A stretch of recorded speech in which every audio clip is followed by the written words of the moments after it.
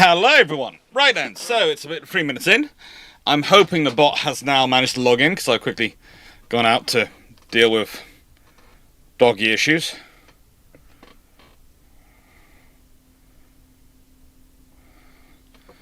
Well, it should be just about to flash up. Questions are now open. And I can now go, hello everyone. Questions are open. Now, I'm going to quickly zoot that down for a second, because we're not going to do the questions until we get to the questions section. I'm sorry, I apparently have to do this first because someone has been very good, but apparently while I've been away, while I was traveling, according to them, they received no biscuits. They received no biscuits at all. None at all. And, down. As such, they feel they have been truly suffering. So actually giving them a biscuit. And then we're going to find out why Twitch isn't working.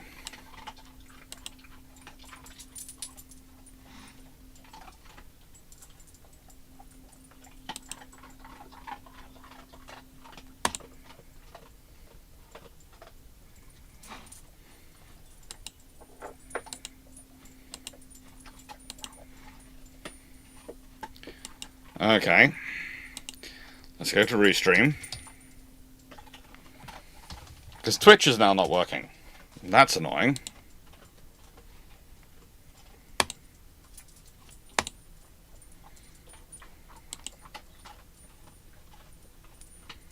And I've logged into Twitch, so why is Twitch not working?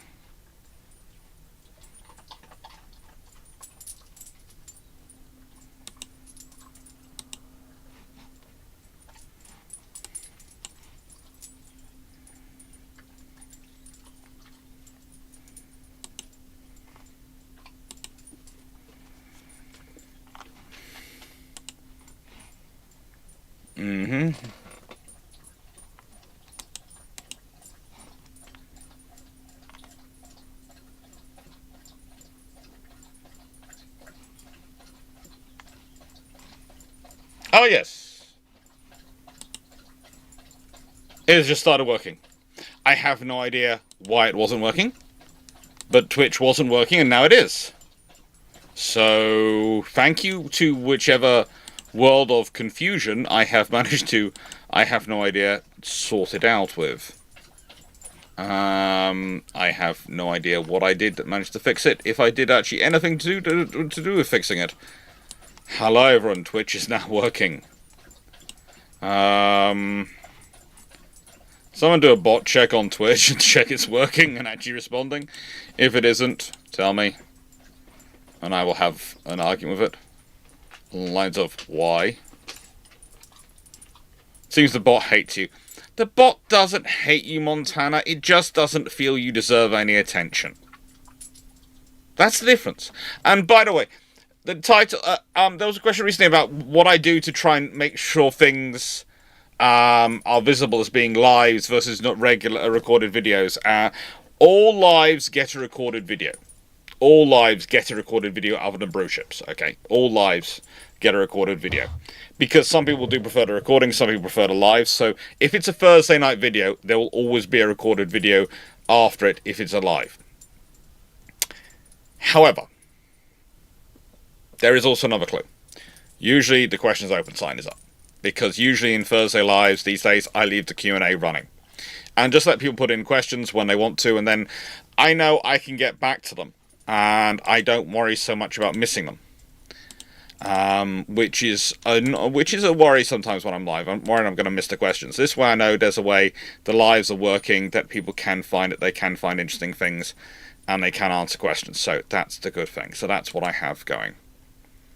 But yeah, I am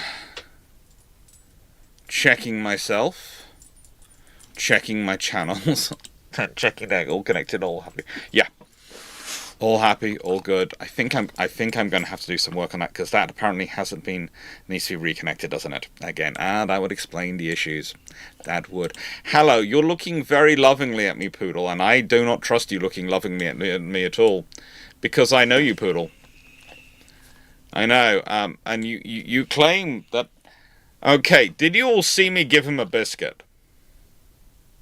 Can we clarify, did I give him a biscuit? Because he's saying I didn't, and I swear I remember giving him something. I swear I gave him something.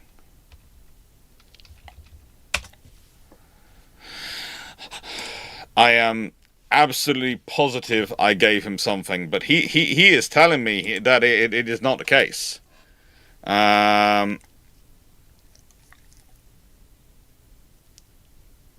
You know, but the you know, it could be my brain. I did. The chat are not helping you here, Poodle.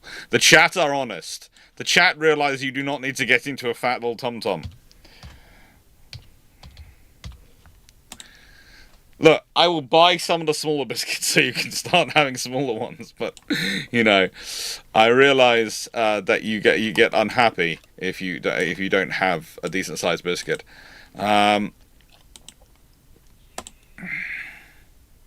What can I say about poodles? I really can't say anything. They are just nuts. I love them dearly, but they are absolutely nuts. People always have this view that the poodles are going to be these dogs who barely eat anything and stuff like that, and they really aren't. They are dogs who will literally they are a Labrador in sheep's clothing, basically, in terms of their stomach. They are absolutely a Labrador in sheep's clothing. They claim they don't. They have very good PR that makes people believe they don't, and you sit there and go, no, they do. And people go, no, they're poodles. They are beautiful dogs. They are these, you know, very friendly little dogs, you know. And you sort of go, no, I have a standard poodle. He literally will eat the last food out of your mouth if he thinks he can have it. He is quite certain he deserves all the food. And don't get me started on corgis. Do not get me started on corgis. So, my suggestion with tonight's video is that it's going to be a fun topic. I'm being a bit slow in starting, but that's because lots of things haven't gone out yet, and they're just about to go out in terms of advertising it started. So, tends to do something on social media, and that hasn't gone out yet. It should be going out shortly, he says.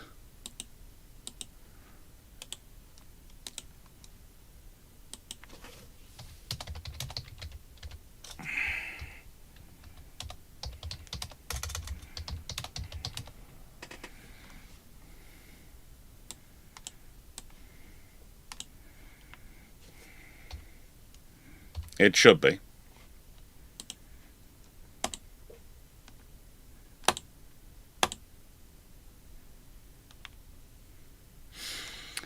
So, with that being said, let's start off by considering what the French Navy brings to the table. Rather a lot in terms of logistics.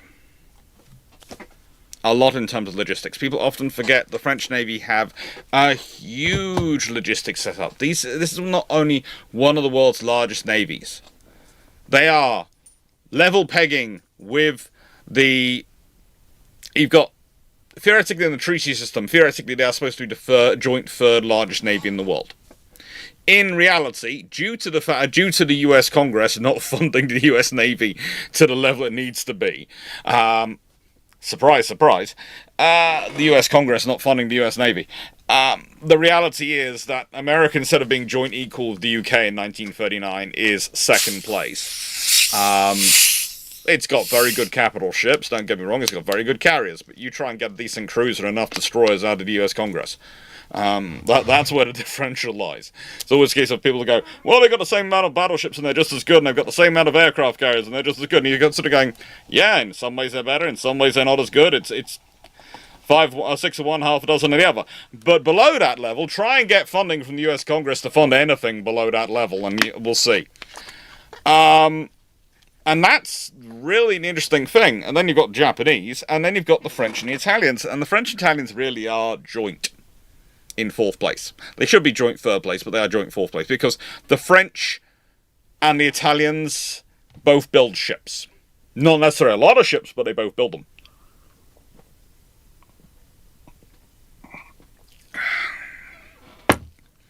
Now,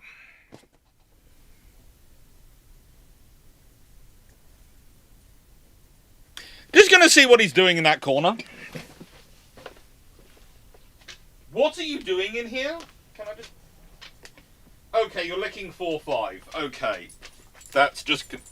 Okay, that's just fine.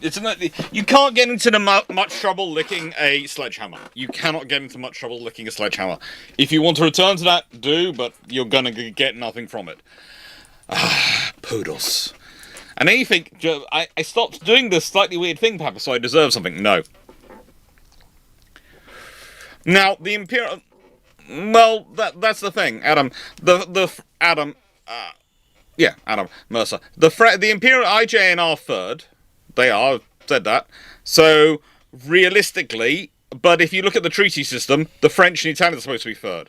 The reason why the Japanese are in 3rd position is because the US Congress isn't funding the US Navy as much as they're supposed to be. So, the US Navy and the Royal Navy are supposed to be joint 1st together, right? But US Congress, lack of funding, means the US Navy is below the Royal Navy in 1939, because they can't get destroyers, cruisers, or anything below a high-status asset out of the Congress for love nor money. And so that means the IJN, instead of being in 2nd place, are in 3rd place. And that means the French and the Italians are joint 4th.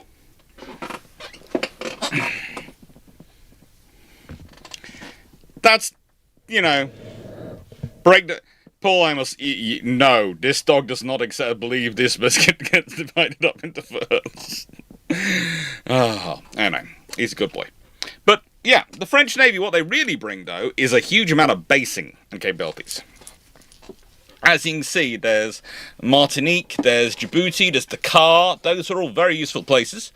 There's some fairly useful places in terms of defending certain parts of the Far East, if you consider there's Saigon there, etc., and other areas which are also quite useful. But there's also some interesting bases in Northern Europe, in France, and itself, which probably will be lost in this scenario. We'll talk about that as we go on. And there's a fair number of interesting places in terms of North Africa. Realistically, one of the most interesting there's going to be Suze. Now, I get into trouble every time I pronounce Suze, because people tell me that some people tell me I'm pronouncing it correctly. I am pronouncing it correctly according to my French master, Mr. Cohen, from my secondary school. He was a very nice Frenchman. He'd served in the French army, and he told me it was pronounced Suze. But I am told by others from different parts of France that is not how you pronounce it. So, either my French teacher from school, a very nice gentleman who worked in their medical corps, actually did his national service as an ambulance man, is lying to me. Or there is slight different pronunciations as it goes around. But anyway. What do the French bring? Well, that's what this video is largely going to be about. What do the French bring to the fight? They bring a lot of stuff to the fight. That's one of the things beyond the logistics. They also bring a lot of other useful assets. And we're going to be talking about these because these have an impact. You also have to remember, these assets were in many ways included in the British war plans. There was...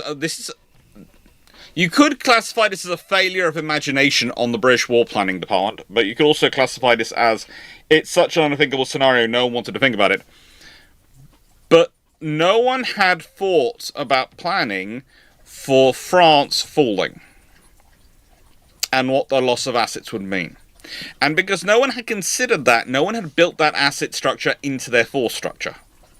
Remember when I talk about fleet construction, and I do that about modern Navy channel, I talk about threats versus risks.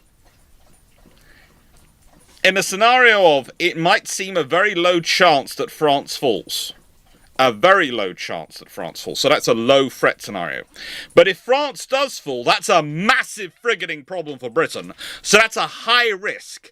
Low threat, high risk. Low chance of it happening, very big risk if it does. So I would say that should be a scenario that should factor into your planning. Okay? That would be something I would say should factor into your planning. It didn't. It's kind of similar with Norway falling.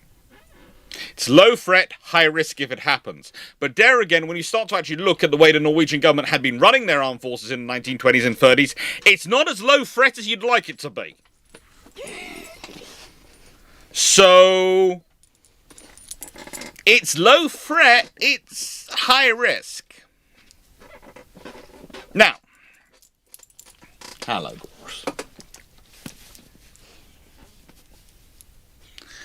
Now, the thing is also, what the French also bring on them is quite a lot of infrastructure as well as their logistics and capacity. They have got bases built around the world to support their fleet. They've got arms depots built around the world to support their fleet. So if you do get the fleet, you've got access to all these facilities. And we're talking about that as we go through. But let's start considering the ships they'd actually bring. So let's consider, this is one of, and I would like to point out, as usual, I'm doing the what if after the Seamus book plug. I'm doing the history before it. But I'd like to point out just how many slides come before the Seamus book plug, so I can talk about all the different ships which are involved. You know, as we'll be getting on to at the end, the French force, we're talking about 2 fast battleships of Dunkirk class, 7 battleships, 7 heavy cruisers, 11 light cruisers, a mine-laying cruiser, 32 contre-torpilles, 38 torpedo d'escadre, 83 submarines. This is not a small force. And this is not getting into all the torpedo boats and everything else that they could bring on them. That's just for what I would consider fleet assets. And there's also a seaplane carrier as well wandering around. There is a lot of slides to get through before we get to the Seamus book plug this evening. Now, most of this stuff, to give you a detail of where I got the listing, this listing, I have to admit, it's from my own notes, from an old thing I did, which came from navalhistory.net. I also, the picture also came from this map came from the same place, because Gordon Smith did a whole load of these maps in 2007, and frankly, I like to send people to go visit navalhistory.net because people keep forgetting about it, and they're really useful maps, and I don't see the point in creating my own when someone else has done really good ones, and I can give him credit and tell you to go look at his channel, his website. I don't think he's still with us, sadly enough. Now,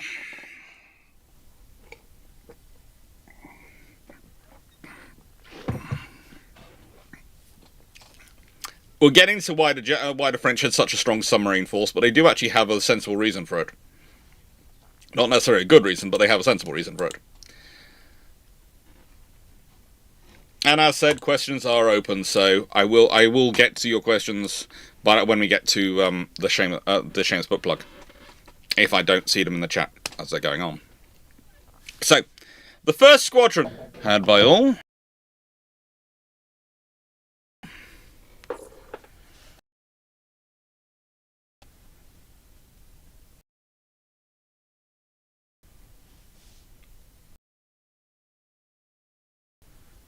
Don't muck up on me now, system. Do not muck up on me now.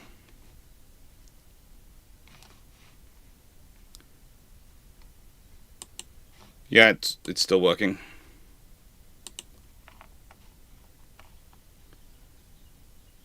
Yeah, it's still working. Don't ask me what happened then.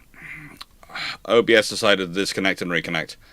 And for some reason we're on apparently network 10, and I have no idea what network 10 is. Normally I'm on network 2. But life is fun sometimes. Life is really fun. Anyway, so, back to the French fleet. And now, you have the 6th large destroyer division, the 8th large destroyer division, which is basically the contre-torpilles. Le Malin, Triomphant, L'Indomitable. You know, it's a really useful little force of basically 2 fast battleships. Okay, they're armed with 13-inch guns, but they're still fast battleships and they're pretty darn useful. You've got Ben. You've got some decent light cruisers in terms of Jour de la Guerre and Montcalm and the Gloire. So you got 3 light cruisers. You got...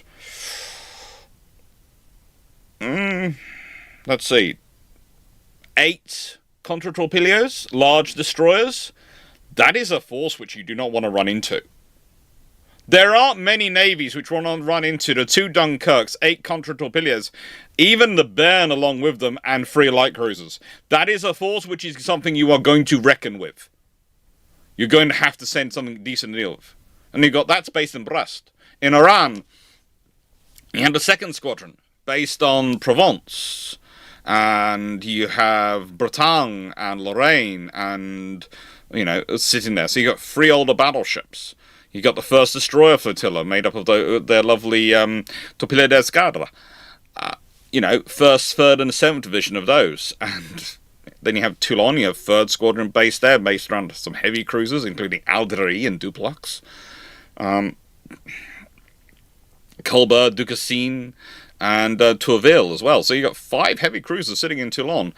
That's, again, a fairly decent force.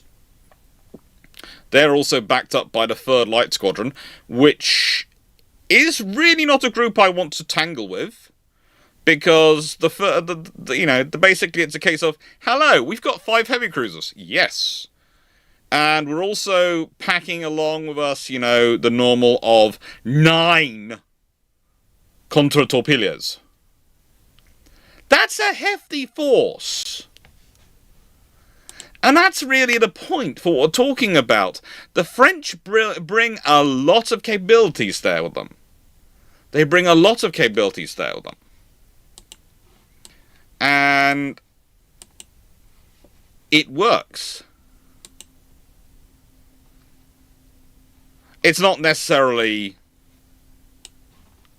overwhelming numbers of surface units, but it works. This is a force which is actually, in many ways, is built to fill the slots which the Royal Navy cannot afford to fill.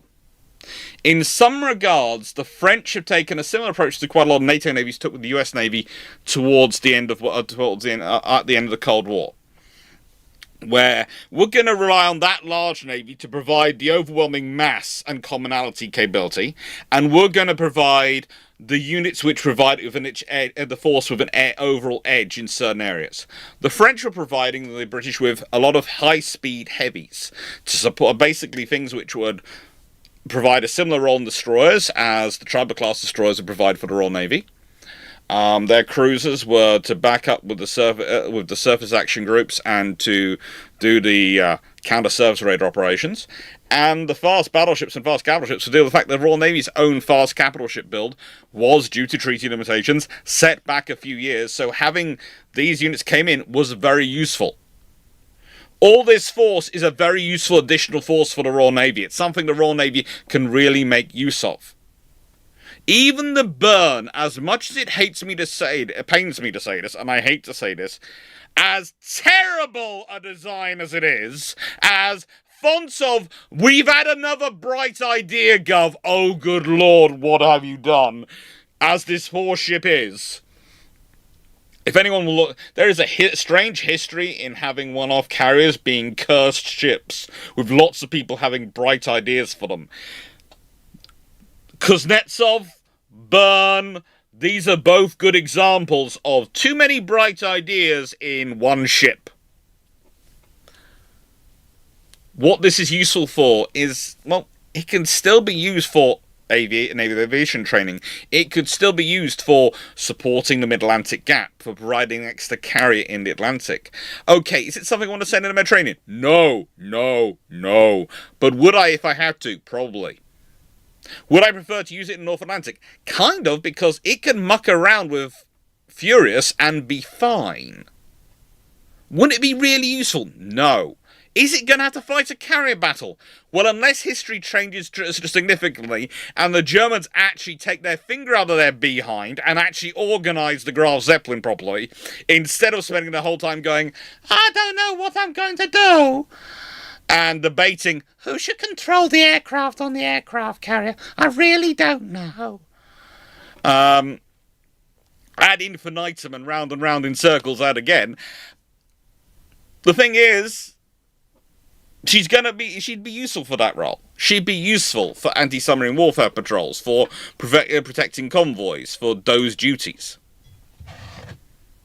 I know I went a bit fatuous there, but in the nicest way, the amount of times I get told, no, if Bern had stayed on the British on the side and been in the Allied forces longer than she actually was, that would have caused the Germans to produce the Graf Zeppelin. And I sit there and go, seriously? No, it wouldn't. There is literally the only scenario I see realistically of the Graf Zeppelin getting more support is if Hitler takes personal interest in it. Because the moment Hitler takes personal interest in it, then it's going to be a race between the various political heads of the different departments of the German forces to get her into service.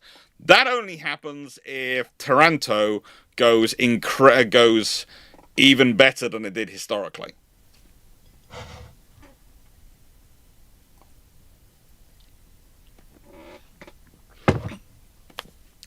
Montana, we're only doing up to 1941. This video was not going to go past 1941 because it changes too much history.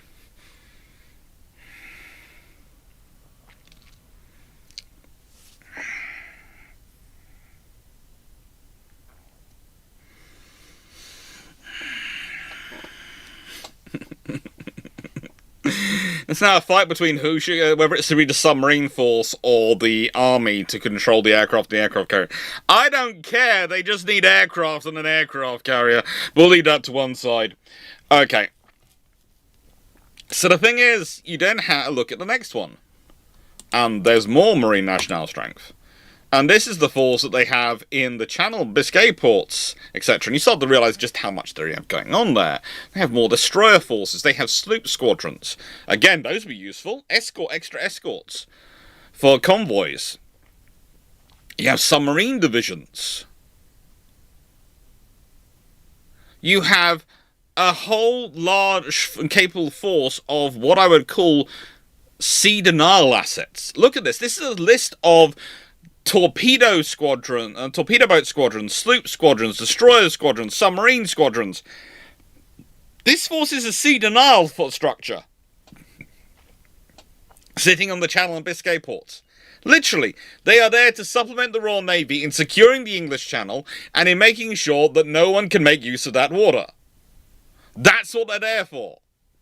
They are a sea denial force, and they are useful. They're also an escort force. And it gets even more like that the more you go on, the more you go through this. Because when we get to this force, this is the Mediterranean. And they have more destroyers, large destroyers. They have more sloops. They have more vessels wandering around that are useful. And a lot more submarines.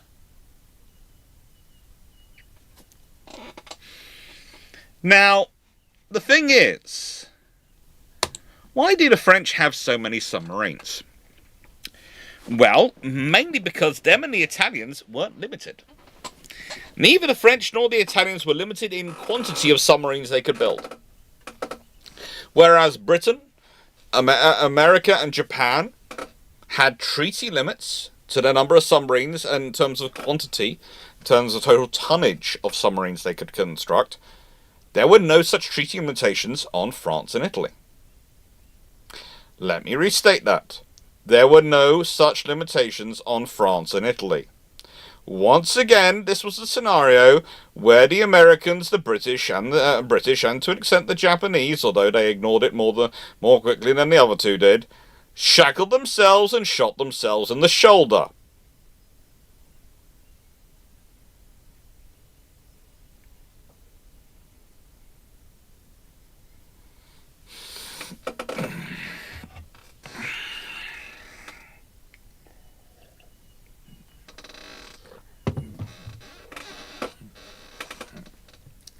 Now,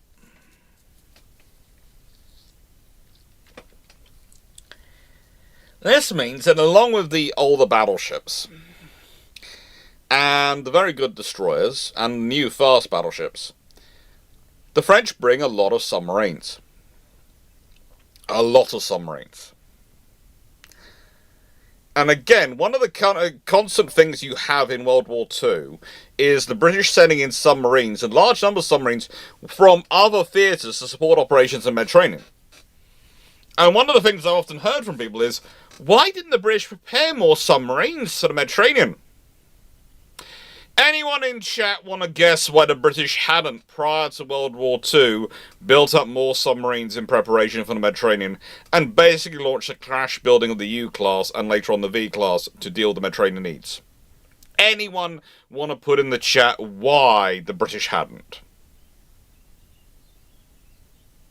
Anyone want to throw a guess into the chat, into Twitch, YouTube chat, whichever? I'm watching both. Why do you think the British hadn't felt the need to build up a massive submarine force in the Mediterranean prior to World War II?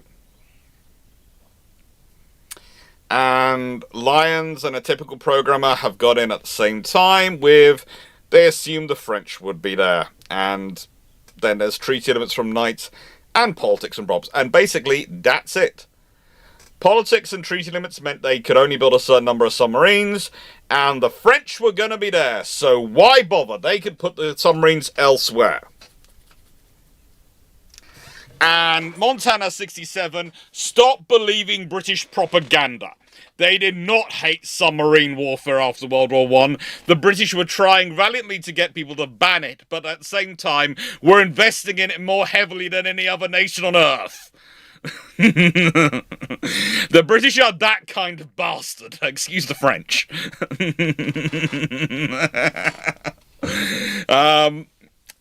Yeah.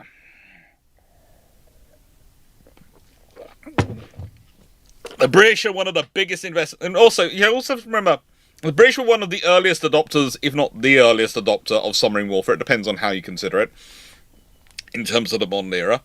And the British also had quite often the largest submarine fleet of any nation in the world. So at various points, especially in peacetime. So the British hate submarine warfare. So bad. They really do. But yeah, this is the thing. The French Navy come along with a lot of capacity in them, a lot of capability, and a lot of experienced sailors. And to quickly, point this through, the British, in many ways, were also, how do I put this, using others as stalking horses when it comes to these things. The British could rely, or could oppose submarine warfare and could argue against it and could argue for limitations because they knew others would argue to maintain it so strongly they'd never win the argument, but they could win on the points they wanted to. And sometimes, and this is the Scottish part of me coming out, because there's a great saying in Scotland about there are some people who would prefer the argument than the solution. They want to have the fight, not the solution. Why? Because the fight is more useful for them.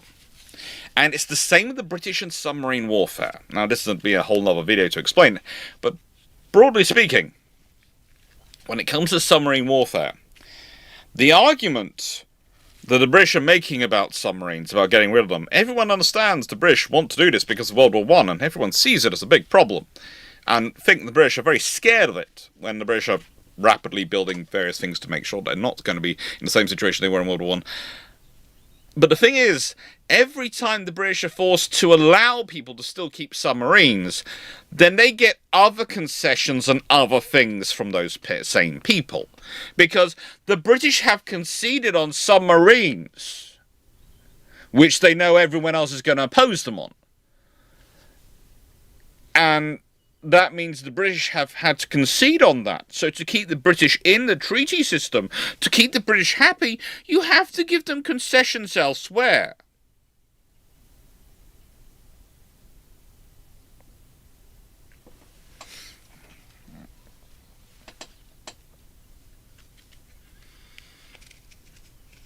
Now, I'm not saying that's their total negotiating tactic, but it is quite a strong one historically. It's usually a very good one. It's also one to watch out for in members of your own family, because families are great examples of this, of people having an issue which they like to which they bring up as one they regularly concede on, and in return, they get concessions elsewhere.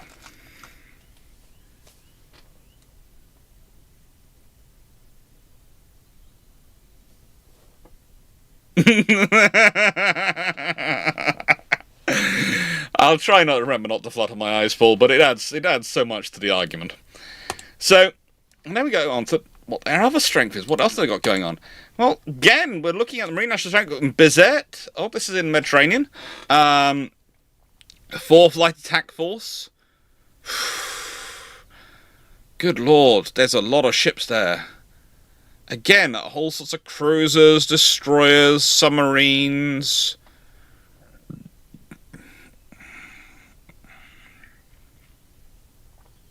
There's other ships in Iran.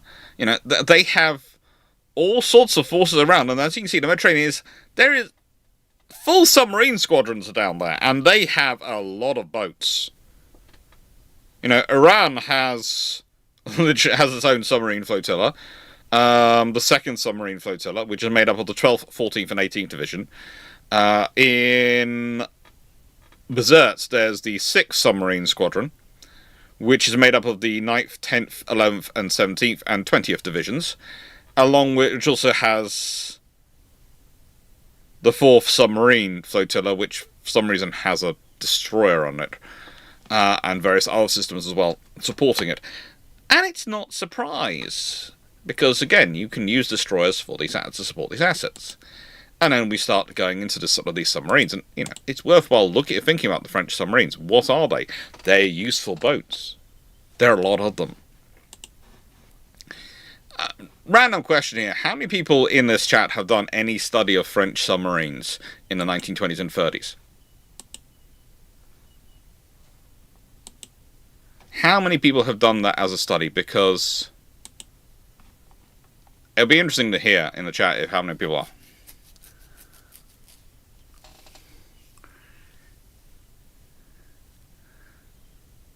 No? Okay. Well, we've got a few good boats here. We've got I think one of the boats, we've got the Galate, which was at Oran in 1932. And she's a Serein class. To give you an example of her. She is 620 tons surface, 770 tons submerged. She carries 7 22-inch torpedoes. She has a 3-inch deck gun and a couple of machine guns. She's a useful boat, isn't she? She's a very useful boat. And the thing is, this is not the... If we go through the list of boats, there are a lot of them which are broadly seeking the same thing. They're all roughly 630, 770 to 790 tons. They are all armed with roughly 7 torpedo tubes, usually 6 firing forward, 1 firing stern, roughly the 22-inch torpedo tubes. Sometimes they're called 20 to 1.7-inch, but they're 550mm torpedoes. It doesn't matter. It's still going to ruin your day if you're hit by one. You do not want to be hit by one of the French torpedoes. They are big, they are massive, they are not nice. You've got the Surcouf as well, but, you know, in a nice way, sometimes people look at the Surcouf and that's all they see of the French Navy. The French Navy have so many more than that. And they have a lot of these boats. That's the other thing. A lot of these boats. There are some classes, as I said, they have 80-ish boats. The Requins are probably some of my favourites on this one. So the Requin class are built 1923 to 1928, and a lot of their boats are built in the 1920s. They're armed with 10 of the torpedo tubes, 10 of those 22-inch torpedoes. They have a 3-inch deck gun, they have a couple of machine guns, and again, these things are scary. They are really, really scary. They're capable of attaining 9 knots while submerged. Now, you all know that you need to be able to go faster than 7 knots to get out of the Mediterranean underwater.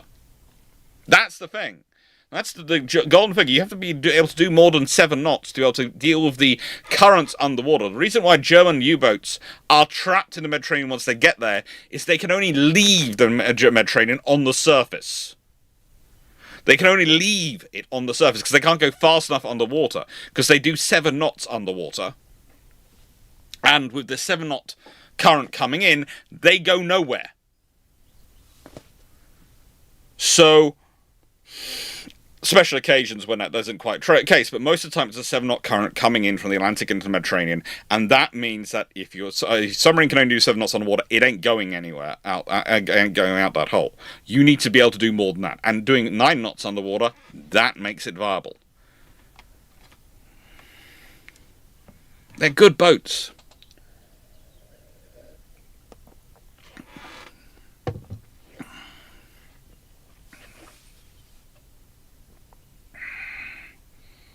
So, the thing is, the French have a lot of these very useful submarines. Very flexible, very capable assets. So it's worthwhile considering them. When we're talking about what's coming with the French, people often sit there and start talking about, in this kind of scenario, when I've run this with students, they'll sit there and they will focus entirely on the 2 Dunkirks, or they'll focus on the Duxines, or they're focusing on the high-level assets. But actually, in many ways, the most useful assets coming with them are the submarines, and are the base and the infrastructure. And that's the other annoying thing.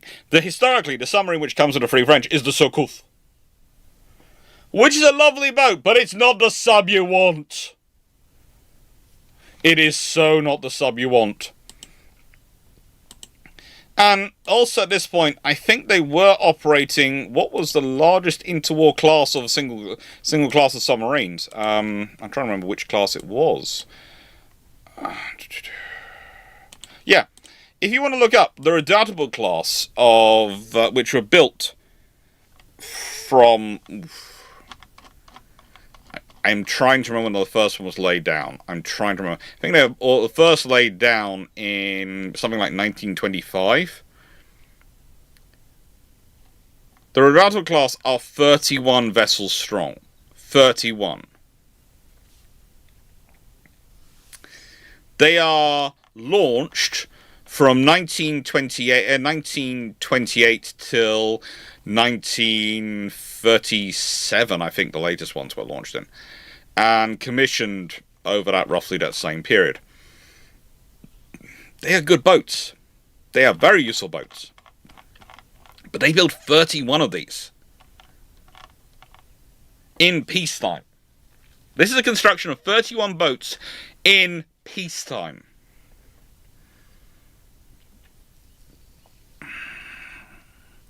Armed with 9 of those torpedo tubes. Plus, they carried...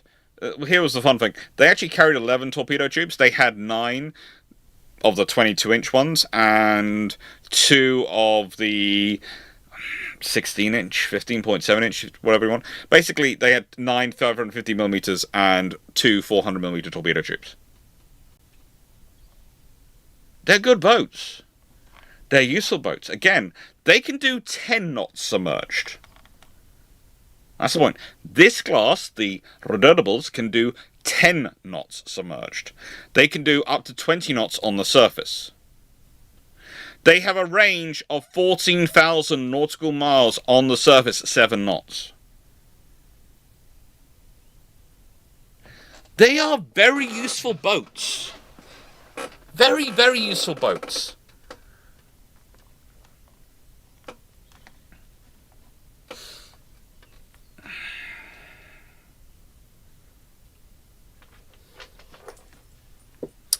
And that's the thing.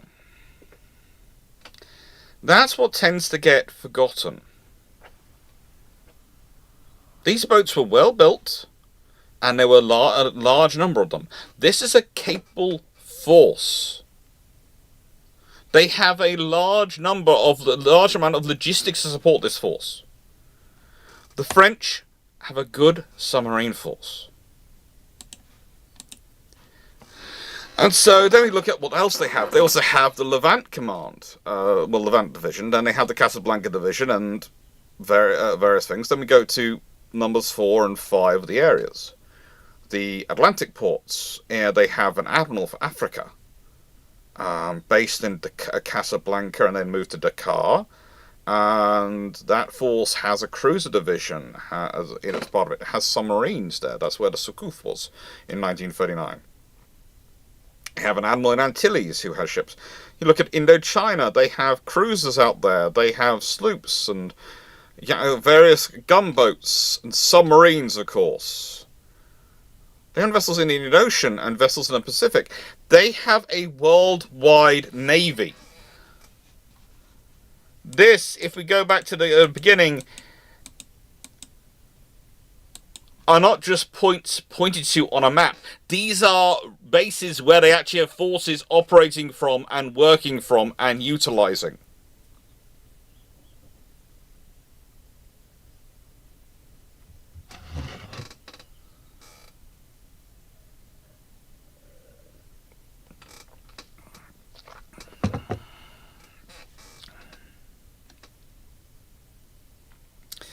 And this is what we've been talking about.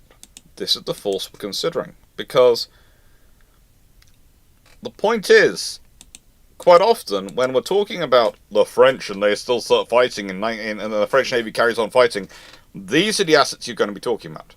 The cool light cruisers and heavy cruise units. Maybe the contre-torpedoes. Burn, potentially. The Dunkirks. They're lovely boats. Lovely ships, I mean. But they're not the whole story. And that gets us on to this. So the fleet they can call upon. The fleet you could be getting. And you're talking about the British losing when the Allies lose when the French, in June 1940, the French government collapses. Long before the country or the people do, the French government collapses. Well, you're talking 2 fast battleships, 7 battleships which are modernized to a level. The Britangs. I spelled Britang wrong. The Surfer, sorry. Saving that now. I'm changing that. I spelled Britang wrong. You can tell, this is the fun thing, is someone went the other day, and I do agree with this on a comment on my channel. Because someone had put, this must be another AI slop channel. And someone said, no, this is not an AI slop channel. You can tell, because Dr. Clarke puts his spelling mistakes on screen. And I went, yeah, I wish that wasn't quite so accurate sometimes, but, yeah, okay, right, I wish that wasn't quite the case. You've got the cruisers, the Duguay-Trouin and La Gacinière classes, and Jeanne d'Arc and Émile Bertin. You've got Pluton.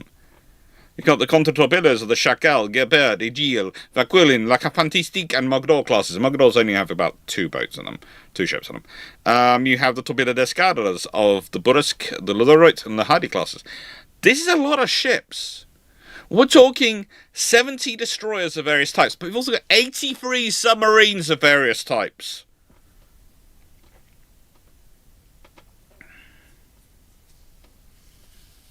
$11 light cruisers, 7 heavy cruisers. They're all fairly new, fairly capable classes. This is not a small amount of ships to lose from the Allied strength. It's also quite a useful force as part of the component structure. Let's be honest, you've got 9 capital ships there. Think about that. Next time people turn around and go, well, Charnos and Gneisenau, they were built to fight the French. Really? So 2 V9 with 11-inch guns. That might work.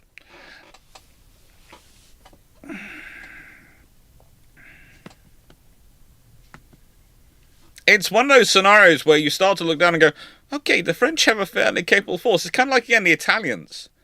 The Italians are actually what a capable, balanced naval force on the Axis should look like in terms of in the early war, before the Japanese get involved.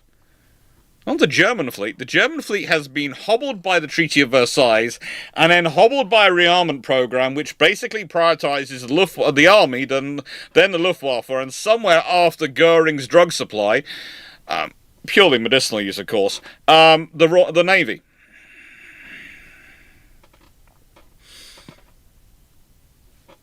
That's the reality of it. The French, as many issues as they had in their government, as many issues as they had politically and internally, their Navy had actually managed to get quite decent funding. It had confused funding, it hadn't had enough debt for funding, but it had produced a fairly balanced, fairly capable force. And we're just talking about the ships which are actually available and working in 1939, 1940. We're not talking about the ships which may or may not. I haven't included them in this. I have no idea how to account for them, because most of them don't enter service. But in this scenario, who knows what happens? Who knows what happens?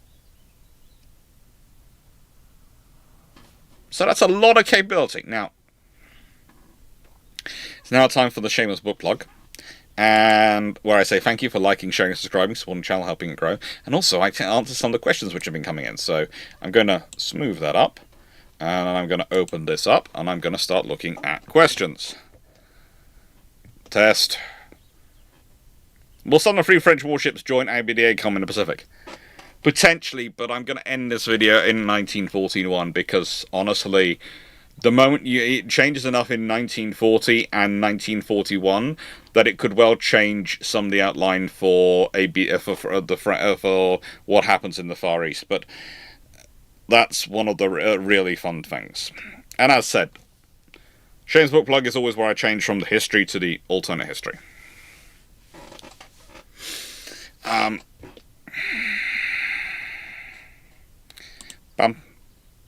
Bum. Bum.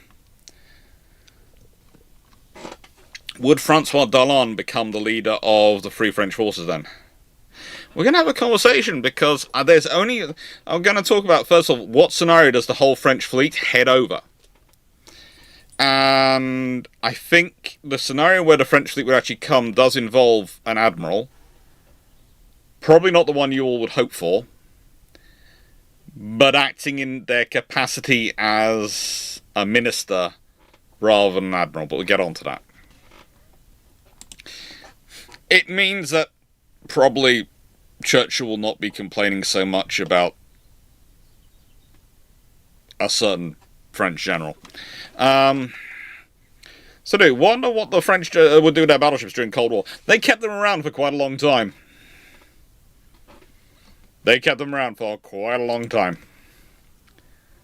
Nope. I'm not even reading that out loud, Wayne. What support ships could we count with for the alternate scenario? Oilers Act. The French do have a few, but not many, and not in that great. Again, they're kind of a base-driven fleet, kind of like the British. But they do have some, but they do add a lot of bases. And that's a lot of base infrastructure.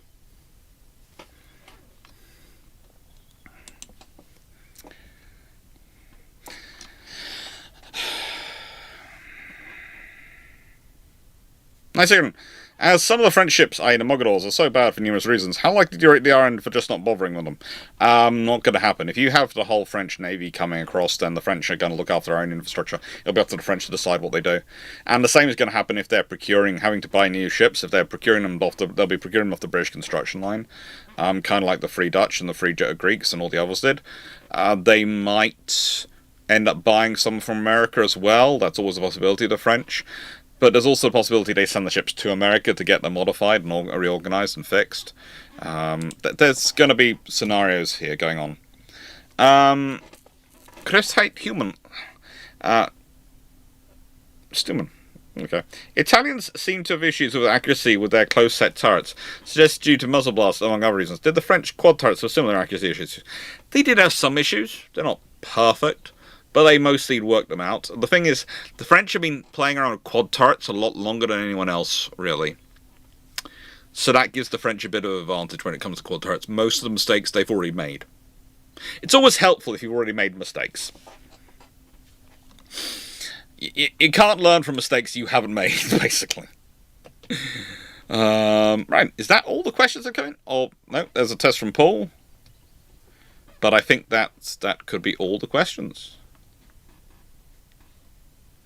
Not sure. Is that all the questions? Does Hood survive in this timeline? Not got to that done. It's going to be interesting. John Shea, test. Montana 67. How would the British and French government exile refit the AA on the French ships and the main guns on the French destroyers? If you've got the supplies from North Africa, etc., which we'll talk about, you probably don't have to worry about doing the main guns on the French destroyers for a while. When you do, it's probably going to be a case of 4.7s or 5s, you pick. Maybe 4.5s, it'll depend on what's available. But also there's the fact that, simply put, the French had sent enough orders for ammunition to places like America, etc., prior to World War II, that there is a chance you're going to get a decent ammunition supply from the other side of the world.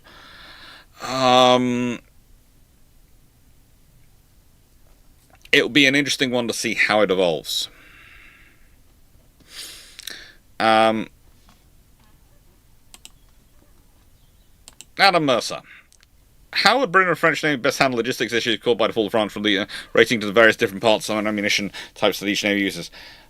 Honestly, it's going to be some custom work, but there again, they're used to that to an extent. The yards, and Britain does have the infrastructure industry to support that. Plus, you've got the Canadian infrastructure and the American infrastructure you can take Senate to call upon. But also, you're going to have, and I'll be talking about this at the time, if you have the entire French Navy go, that means you don't. There are other things which come with the French Navy. There are other things. If you have the whole French Navy come with you, that's going to be a slightly different scenario than it was historically. Because remember, with the French Navy comes other infrastructure in industry.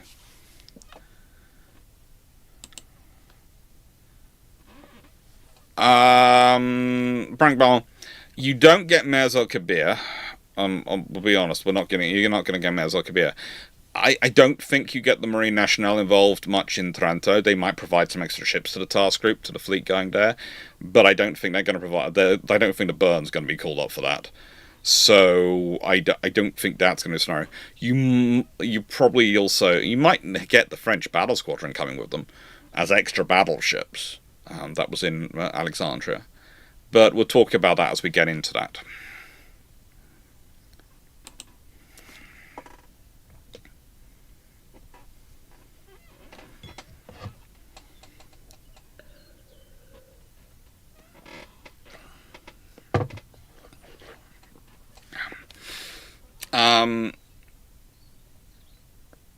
Where could France build warships outside of France?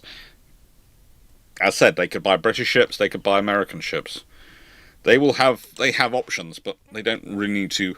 With the force they're taking with them, they're not going to worry about that for a while. The main thing is going to be crewing that force, which they do have enough personnel for, but there are some ships which they might end up taking some ships out of service to provide spare parts for other ships, etc., and all these things. Montana 16. Would John Bart be refitted? King Joe 5th quad 15s or 14s or 50-50 split? Doubtful, but we will talk about some of these ships. Doubtful she gets a split of guns. You're not gonna go for a split of guns. You're going to go for a uniform battery, because otherwise your targeting becomes a nightmare.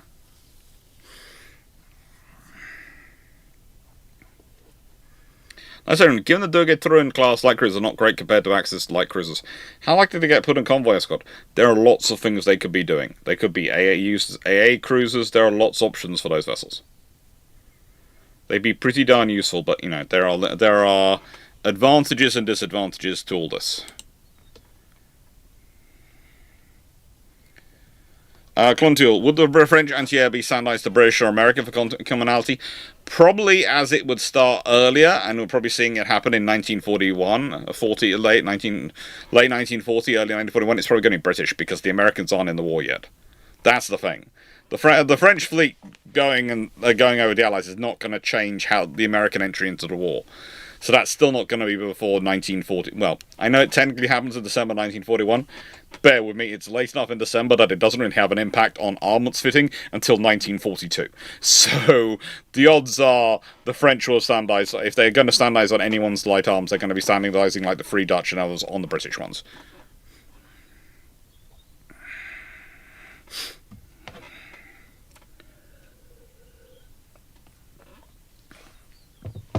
Paul, did the British underestimate the issues with France and Norway due to lack of military intelligence and government oversight?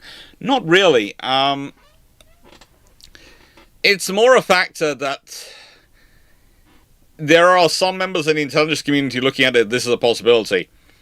But it's such an outside possibility that they don't really think about it. The trouble is, okay, all organisations can be subject to something I call groupthink. And you'll get this majority view that the world has this form. And it's almost very difficult to push it to change it from that form.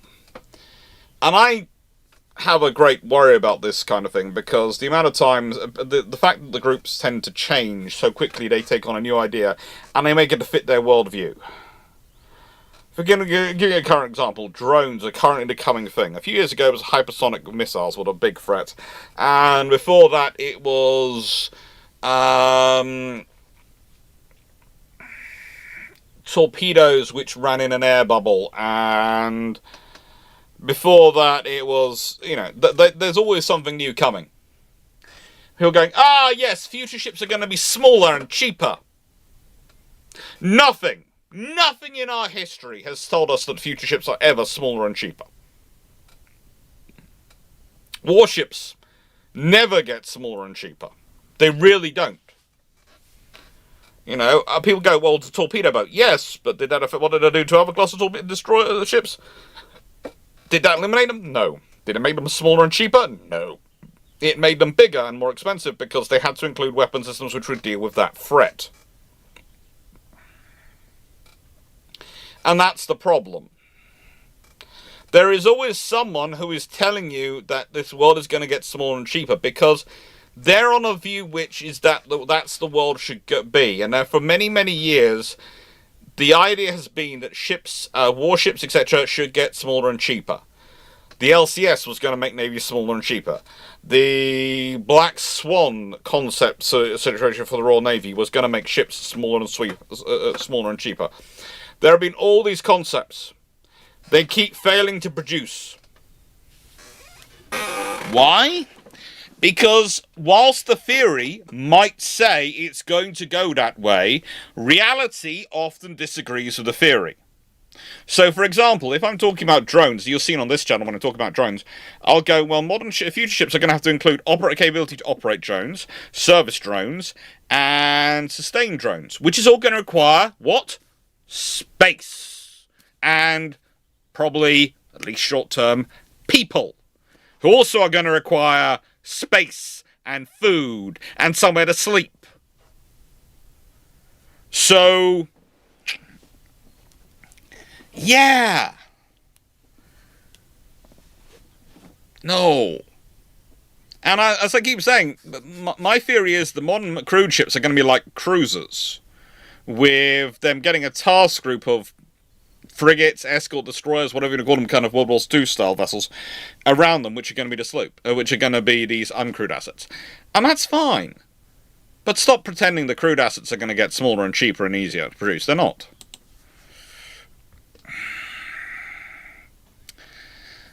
Compare Modok or Volta, but they're 138.6mm guns for 5.25-inch guns. We or none? It's an option. It certainly is an option. I would think they'd probably look at it. It would depend on the production of 5.25-inch guns and how they'd fit in there. But the thing is,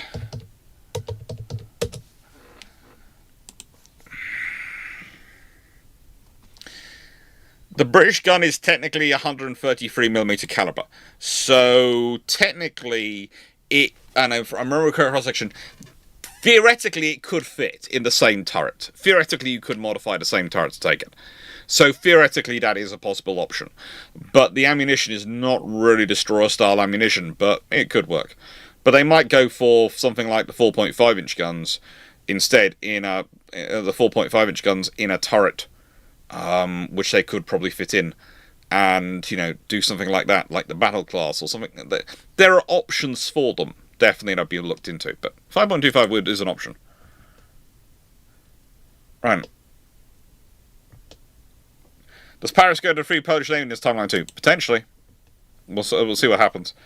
Could Wrigley be brought online by the end of 1941 in this scenario? And could... that's actually going to be coming up in this video. So I'm going to say, Adam, sorry, that's coming up. I'll talk about that towards before our next section. And Knight, you'll have to wait for that one, because that's part of the video coming up. So no spoilers. Been over this before, no spoilers. And I'm just going to answer this question, and I'm going to get to Bob's next question, and then I'm going to go channel on the video. What would happen if the French or Italian Navy somehow managed to build submarines with the tonnage limit for the USN, RN, and IJN? The thing is, the tonnage limit is there to stop those nations buying those submarines, so they cannot buy them. It's not the French can. The French did build more submarines than the USN, the RN, and IJN. The other navies are limited to roughly 60 submarines. The French have 80-ish. That's the reality of it.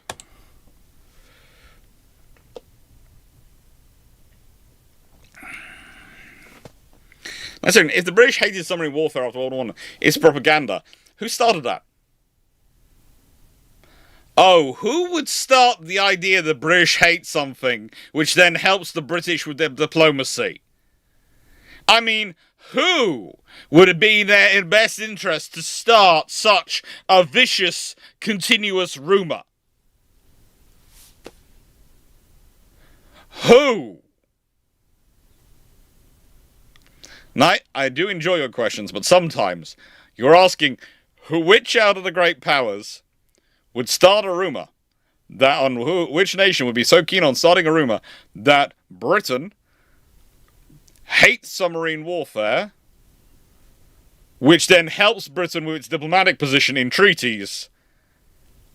Which nation would start such a vicious rumour? Very good. It's like, do you know how many people, honestly, the Germans would refrain constantly on various things in World War II when the British did some very interesting plans. The British wouldn't do that. They're gentlemen. The amount of people who have not read up what the true meaning, definition of a gentleman is. A gentleman is peaceful in peace and is warrior in war. A gentleman does what is necessary for peace to return, on the terms they prefer. When you look at the first treaties about being something called a gentleman, and what it means, those are some of the earliest words written, yet somehow everyone remembers that in peacetime gentlemen are supposed to be peaceful and friendly and genteel with each other, and forget that in wartime they are supposed to turn into absolute animals to get the war finished quickly.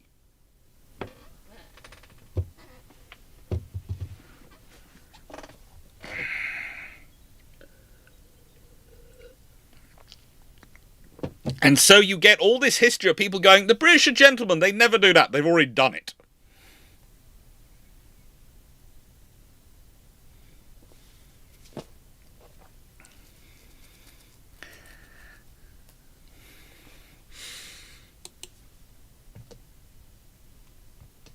Montana 67. Does Churchill still beg the US for Clemson? Considering Churchill, considering the timeline of Churchill doing it, potentially still, but also potentially you've got roughly 70 French destroyers still on side. That's quite a lot of assets. It might be rather less generous terms for those destroyers.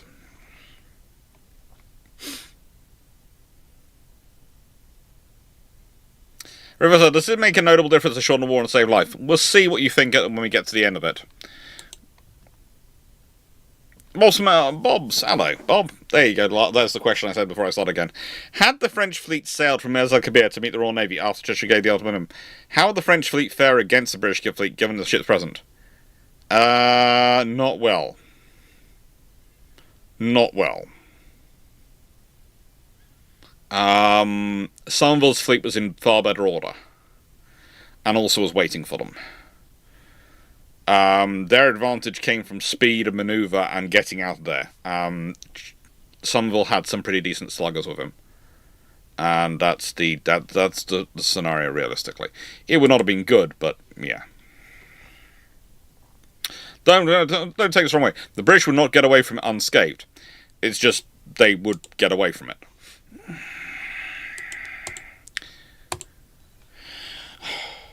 So, first change we have. Well, if the fleet carries on the fight, what happens? Well, the trouble is, the only way the fleet really would come out in whole, in force, is if the commander of the fleet, the guy who's the minister as well, comes over. So basically, if Darlan had gone to Brest, had ordered all the fleet to sail for British ports, and had gone to Brest and taken out every single ship he could get his hands on to Britain, then that probably that's the scenario where you get the French fleet coming. And the French fleet would have to evacuate, taking as many of their families as they could with them, and as many others. So there'd be a mass evacuation.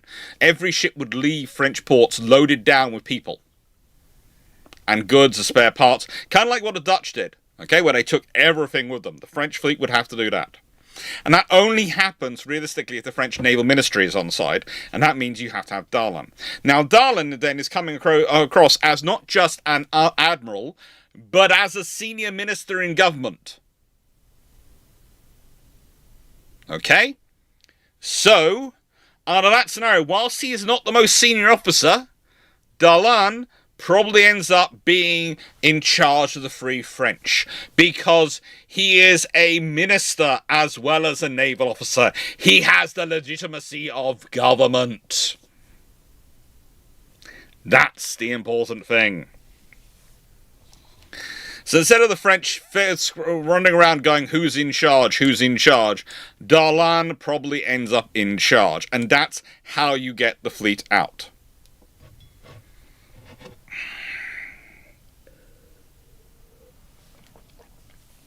Now, this also brings out something else. And that something else is kind of interesting.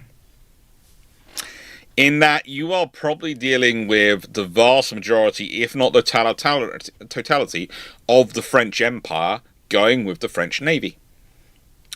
Because who provides the security for the French Empire? It is the Navy. The Navy have major bases in North Africa, all over the places. Combine that with the French Foreign Legion. All these forces, they are a massive force, but they are the major part of the empire. Which means the French Empire probably goes free French from the get-go. Or at least the vast majority of it.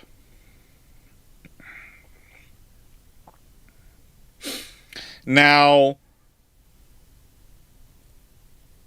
if we consider all this, and consider this evacuation, I don't think you get much of a problem in terms of from U-boats, because remember, they've still got the torpedo issues. Same from Norway, and there aren't many U-boats around. This is one of the other things that's often forgotten. The U-boat fleet in 1940 is not that massive. The U-boat fleet, especially in the early part of 1940, is overworked, underpaid, and undernumbered. We have this impression, because of the U-boat fleet, the size it grows to later in the war, that the U-boat fleet was massive. The U-boat fleet in 1940 can barely do all the tasks it's being asked to do. It can certainly not surge into the channel. If you ever noticed, the evacuation of Dunkirk, etc., there aren't many problems with submarines in that operation, are there? That would be a prime time to get a U-boat into there. Doesn't really happen. And again, for the Luftwaffe, they are overstretched and in trouble again with their logistics and supplies. So, honestly, the evacuation probably happens quickly. The big problem is going to be the fact that, as part of the French government's securing of peace, they have basically taken the Navy off the table. That's it. That's what they get. That's their big thing to keep them independent, that the French Navy is staying in France and is not going to carry on the war. That's the whole reason, arguably, that the Germans left them independent, to stop this happening. With this happening, how will the German government react? Well, honestly, there's not much they can do. They might want to push on further, but their logistics are absolutely wrecked. Their tanks are literally running out of fuel.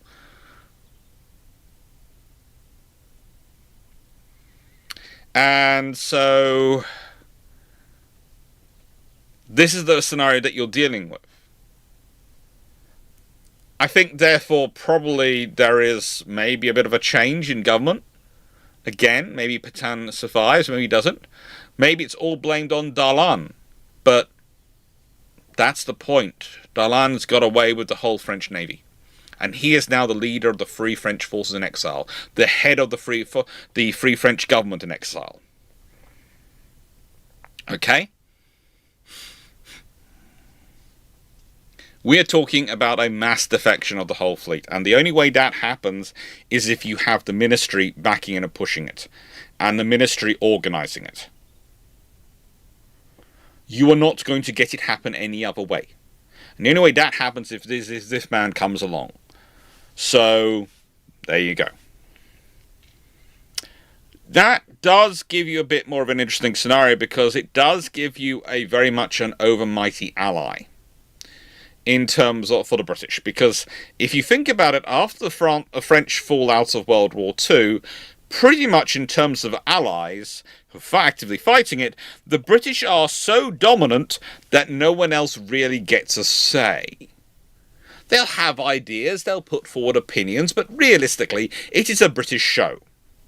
However, with the French having their empire, and therefore having a source of income, and also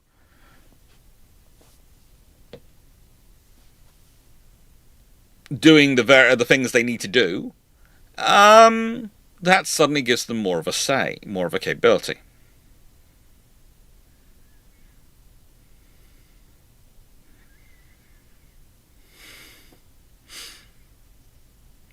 Now, with this all being the case, how does this start to change history? Well, it changes it fundamentally from this point, because you have a French government in exile being headed by an admiral who is focused on a naval war, who is obsessed with the Mediterranean in many ways, and who will be looking for, if he's come this far and has taken this many people out of France, will be looking to get back to France. He's going to be making the strongest case possible for getting back to France as soon as possible.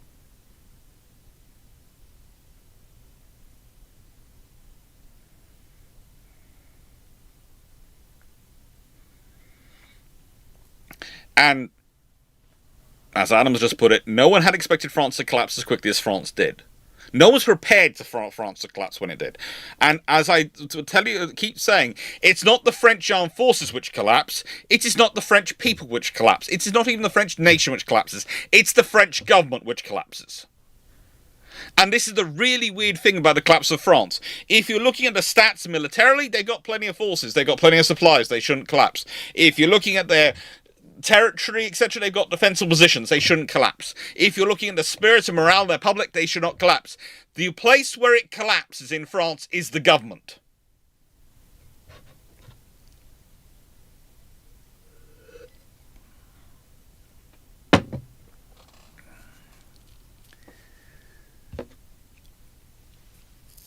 In many ways, this means that the Polish gain a very interesting ally in their arguments when they're wanting to do very aggressive actions.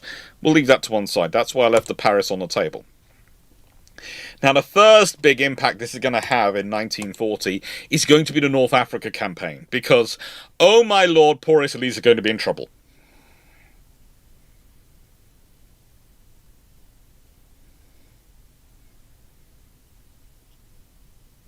The Italians are going to be in big trouble. This suddenly becomes a massive problem for them, because the odds are, if you consider where the major centres of population are in terms of Morocco, Algeria, Tunisia, where the French bases of power, and when the French naval bases are, the French Navy is quite dominant in those areas. So Morocco, Algeria, Tunisia have probably gone with the French, or the Free French. And French West Africa, and even Equatorial Guinea, French Equatorial Africa, have probably gone that way as well. After all, French Equatorial Africa went Free French anyway, historically. So that means poor Libya is now surrounded on all sides by allies. And this is an issue, because I think the Italians might choose to go west rather than east. I think they might choose to attack Tunisia first. And the problem for them in there is that's a very defensible terrain at the time. Take Montana with that one. Go look after your mum. It's very defensible terrain, but also one of the reasons why the British invasion from Egypt is held up to December, Operation Compass, is because they are dealing with an Italian attack into Egypt. If the Italians don't attack from Libya into Egypt earlier, then that means the British will probably attack out of Egypt earlier into Libya. Which means the Italians can be bogged down in Tunisia while the British are coming at them from behind. Now, what does that mean? Well, that means, A, the Italian forces going into Tunisia will not be the same strength as the forces which went into Egypt, historically, because they're going to be having to cover their rear anyway, so they're fighting a two-front war with limited forces. And B, they're about to get squashed in the middle. Also, there are bases like Sousse and Bizet, which are in Tunisia, which are great bases for submarines to operate from, and there are historically quite a lot of submarines based there. If we go back to this lovely slide, I think it's this one. No, it's not this one. It's the previous one, isn't it? Yeah, it's the previous one. This one. Yeah, if we go to this one.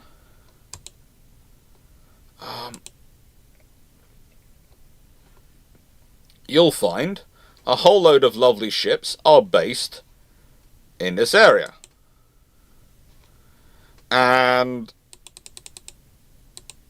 these are things like submarine squadrons, okay, and flotillas, and all sorts of interesting light attack forces in terms of destroyers.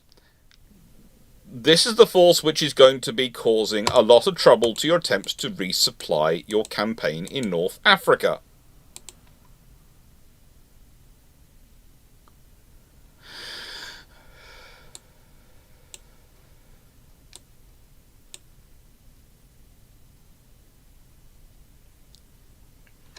So, I honestly think, and we're talking about this as we go on, that it's unlikely the North African campaign lasts actually longer than 1940. Considering the logistics reality of the Italian forces in Libya, considering the fact that the coast roads are the roads, and given the fact that they will be dealing with the French Foreign Legion and various French forces, probably backed up by some British forces which have been landed in France to support them. Maybe some of the French troops, which have been Free French troops, which have been evacuated from, the first big Free French campaign will probably be North Africa. Probably the Gaulle will be sent down to command the land forces, and we give it as many troops as he can to fight out of North Africa into Libya, whilst you're dealing with the British coming along from Egypt. And that's gonna be fun. Because the Italians get caught in the middle, and I don't think the Germans can send any troops down to support that at this point. If this happens fast enough in 1940, the demonstration of Allied willingness to carry on fighting is going to be the conquest of Libya, not Mers al-Kabir.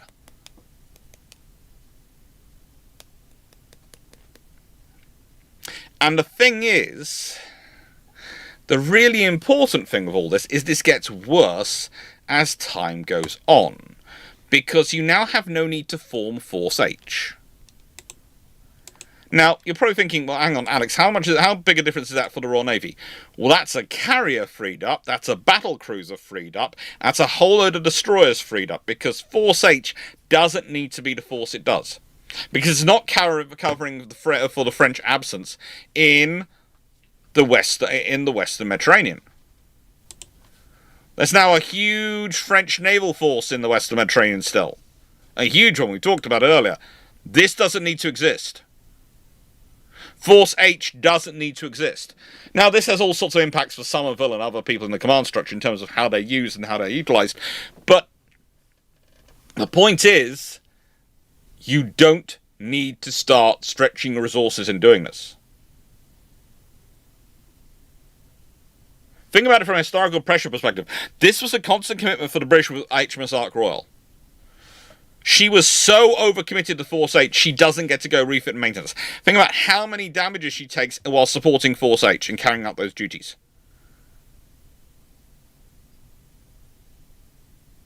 Now, with that being said, you also have, for convoys in the Mediterranean, you now have the support of French North African airfields. Again, think about all this space. Think about running convoys. Suddenly, you move the whole problem for the attacks comes into central Mediterranean when you're actually past Malta. You've got little Malta there, you can see it between Libya and Sicily, and next to Tunisia. You can see Malta. Well,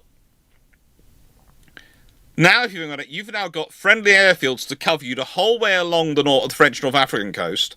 Then you're jumping your convoy pretty much across Libya before, again, it's got friendly air power operating from Egypt.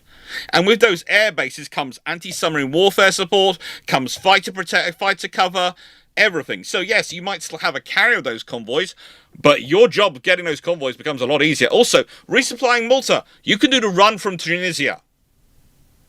Literally, the run can come from Tunisia in a night and back.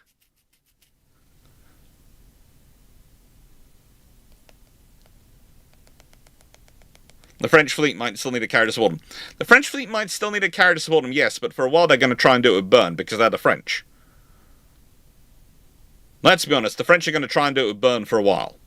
It's not going to be enough, but they've also got land bases, land bases for air defense and air support. So that means they are probably going to be less worried about it than they should be for a while.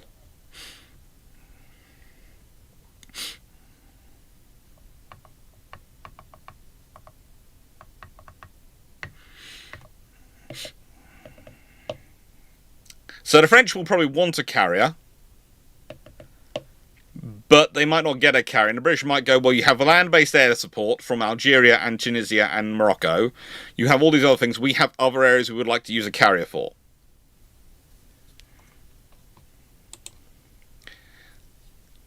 So you have those as an advantage coming in. You have that as a starting point advantage. Now, what you also then have, when you start looking at this, is you have the French ships themselves. Okay?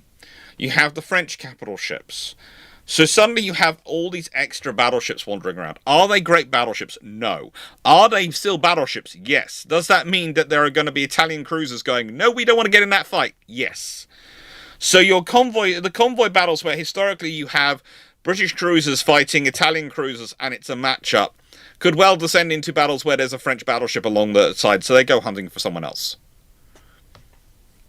And there's French air power, there's airstrikes operating out of there. And again, you're going to see forces multiplied and put around that. You're going to see forces delivered. There's also, historically, there's the aircraft being bought by the French from America. There's the aircraft being bought by the British from America, etc. You're going to see a lot of those those aircraft that are bought being delivered to North Africa. That's probably going to be the hub, because that's the infrastructure and industrial hub they have, so to speak, without France itself. So there's going to be a lot of that support down there.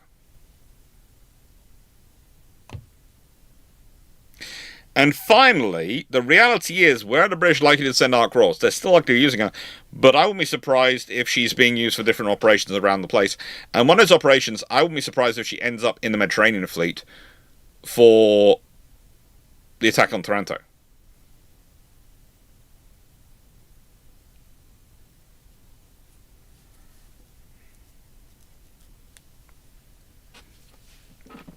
And that's the point, really.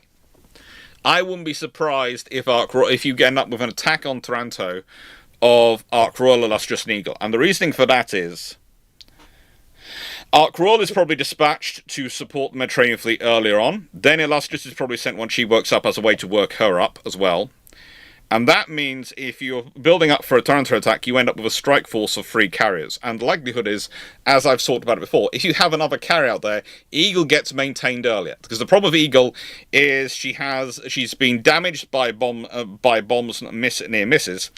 And she was still working, so they didn't do anything to her because they only had 2 carriers available. So they took two out of them, because it's better to have 2 carriers than 1 when you're doing operations, just in case one gets damaged. You can still land and recover and operate aircraft. But the thing is, if you have 3, you can more easily afford to leave 1 behind to get it maintained.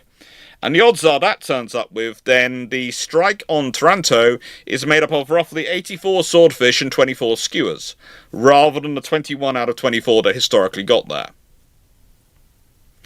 So, everyone in the chat, I want to see what the chat's view of this. What happens if the strike on Taranto is made up of 84 swordfish and 24 skewers? What do we think happens to the Italian fleet? There's got to be a few. I'm going to look forward to. I'm looking to see what comes up on the Twitch and the YouTube, because it's kind of an interesting point to think about. You suddenly have, instead of Ark Royal being the distraction, she's a hidden thing, which maybe comes in around with her, or she's used as part of the strike. And historically, she's used as a distracting force, but historically, she's already been operating as part of Force H, and they've perceived her as being as an asset. When she's operating as part of the Mediterranean fleet, things are different.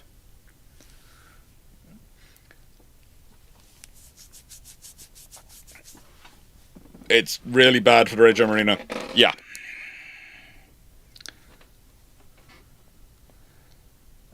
It's ouch. Yeah, it's not a good scenario. So the odds are the Italian fleet. I'm not sure. In a nicer way, with 24 skewers turning up. I'm not sure if even Giglio Cesare manages to escape unscathed. I've talked about this before. Literally, the one problem for the is one asset which you can take to attack on Taranto, which could actually reach the Giglio Cesare and actually damage it, is going to be the skewer. Their bombs are only the 500 the 500 ones though, so they're not going to do that much damage. But yeah, it's going to be a painful scenario. Because, of course, the British with their torpedoes do have the tension wires, which is why their torpedoes belly flop. It's the whole secret of World War II. The British used tension wires in the early war from Swordfish, which is why when people tell you the Swordfish is a old aircraft and she's out of her time, etc., they are talking twaddle. Actually, one of the most advanced torpedo bombers of her era. The only one which could guarantee her torpedoes would belly flop and therefore run shallow enough to hit their targets. It also make them straighter on target. They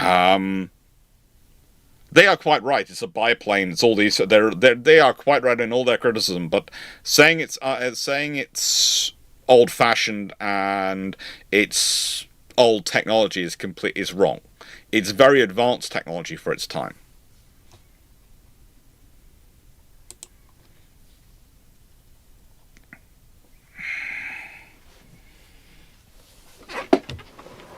So, that's the scenario. Now, happens because you've not got any furnished Force H. You've not got to be able to support and sustain that. That makes life a lot easier for the Royal Navy. It also has impacts elsewhere.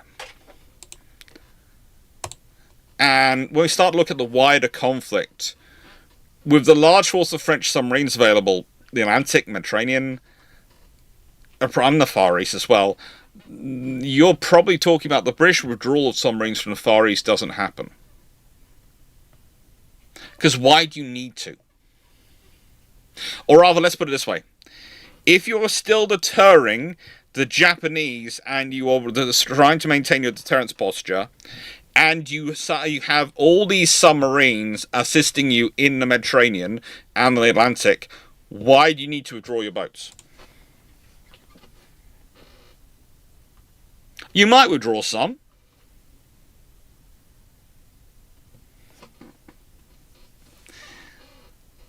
You might withdraw some, but you're not going to withdraw all of them, which is going to change your posture in the Far East. The British defensive posture in the Far East had been based on submarines and cruisers basically doing harassing attacks until a fleet gets there. That was a British scenario for the Far East. During World War II, due to losses, and especially the losses of those very useful, and let's consider it, with the fall of France, you lost this many ships. That's the thing for now. Let's think about it. This is the single biggest loss of warships the Allies took in World War II. That's the other way to look at the fall of France. It's the single biggest loss of warships. You lose 9 battleships, including 2 fast ones. You lose 19 cruisers, one of which is a mine layer and 7 of which are heavy cruisers. Yes, some of those are good, some of those are bad, but there's still 19 cruisers. You lose 70 destroyers and 80 submarines. Think about that as a loss. That is a massive, massive loss.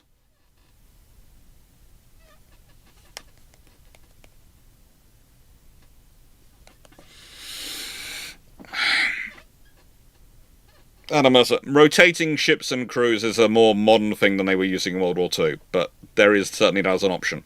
But usually it's rotate them based on damage to the hull, damage to the boats, and then putting in a new one and sending the other one out for maintenance. But yeah, this is the reality. This is what they lost, and with this force structure, things have changed.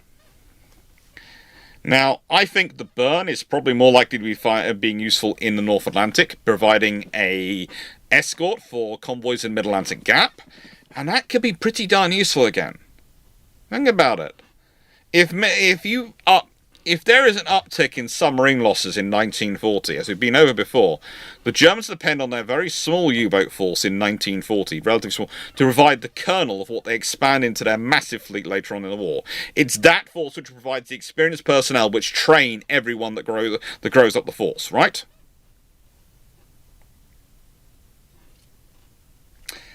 And that's the scenario.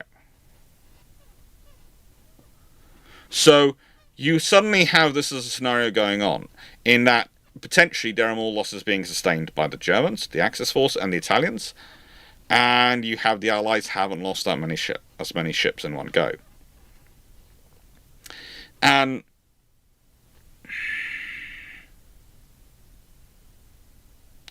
bottom line, I'm not sure why you're putting ships into the Indian Ocean and Bay of Bengal.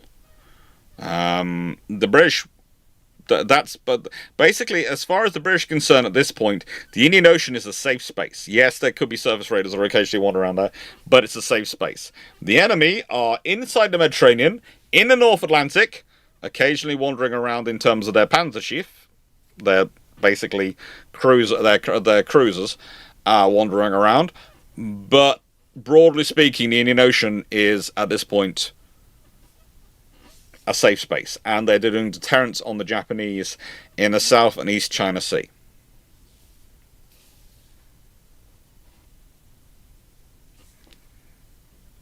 Now, with all this going on, you have more presence, you have more capability built into the force, which also will have an impact on the deterrent factor. You see, one of the problems you will have by not having Naval Kabir is, how do you demonstrate the British willingness to fight on? Well, Taranto, winning Libya, these things will all help. But I would add to that, you're also going to need to launch some pretty major strikes. And you're going to think about where you're going to go for. The scenario you've also got with French forces is it's going to change the balance of force structures even more. Because historically, a lot of those ships, battleships, etc., when they're lost, they're sitting in harbours and the British have to secure them, but they're not crewed, and they have to send the crews back to France. All that takes resources and time. Okay? Storing the ships takes up spaces. Where are you going to put the money? So all that takes up time, money, and resources. This scenario, you don't have to do that.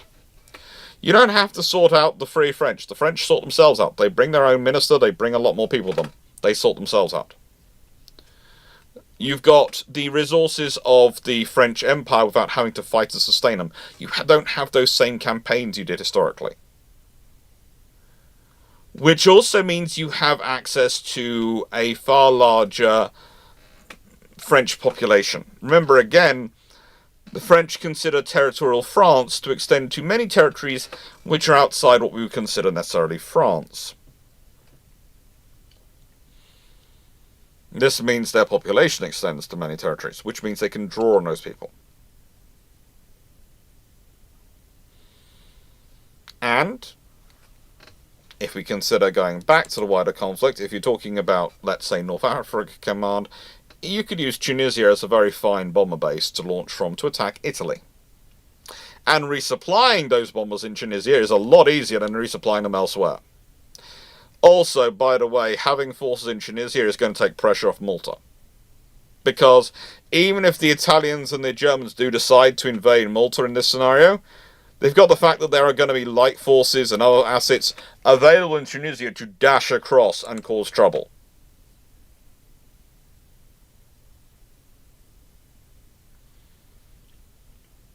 Sadly enough, Adam, whilst you are theoretically right, if the French don't keep fighting, you don't have to demonstrate willingness to keep fighting, you still do, because there are a lot of people like Ambassador Kennedy who are basically telling the US government that the Europeans are going to surrender and they are weak and they're going to fall to the dictatorship, so you should start accommodating them.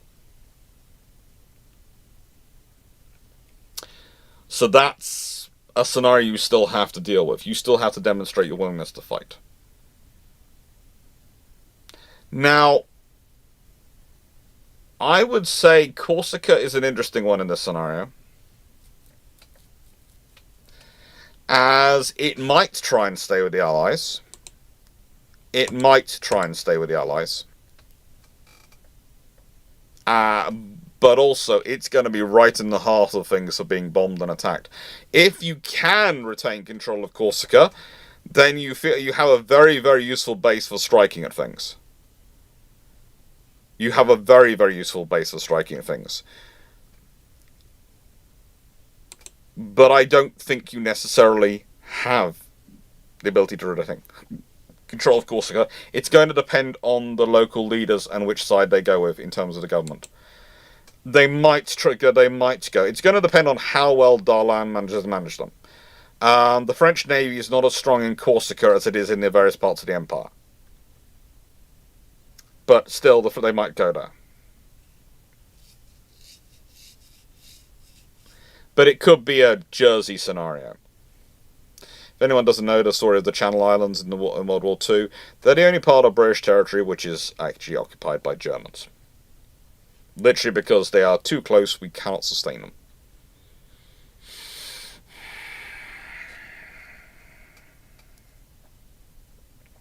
Also, because they hadn't built in the resources to be able to defend them properly if France fell, because no one had considered that as a possibility. So this brings us to 1941 Mediterranean, and I have divided up this discussion into Mediterranean and Atlantic and the wider world, but we'll get there. So for the Mediterranean,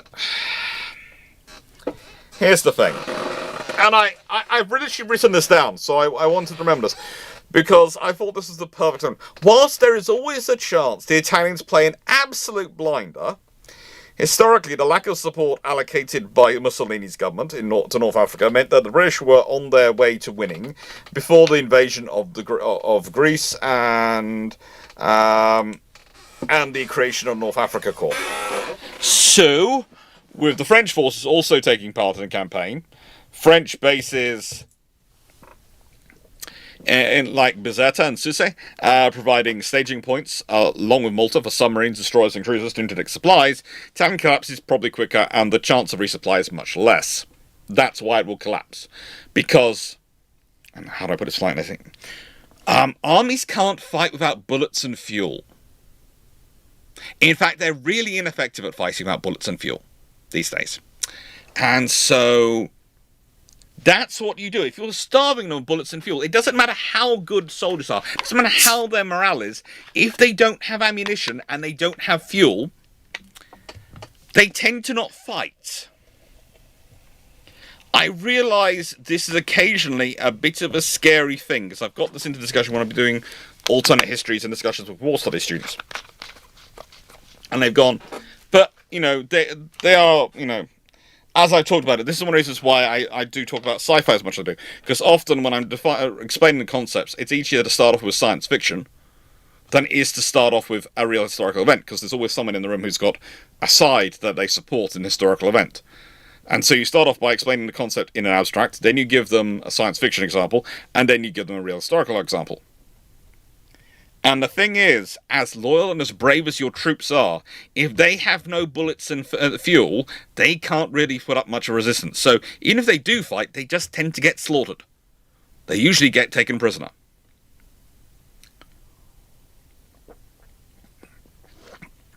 Now, this does mean likely more troops for the Germans for the invasion of Russia later, and Greece. But you have to remember, the big problem in Greece for both the Italians and the Germans was logistics. The amount of lines of advance they had. And also, it's worthwhile pointing out that basically the Italians got as far as that line halfway up Albania, it seems like, but actually not quite half, to actually get to Greece until April the 6th of 1941, when the Germans entered the war. Basically, the Greeks had managed to do really quite well versus the Italians. Really, really quite well versus the Italians.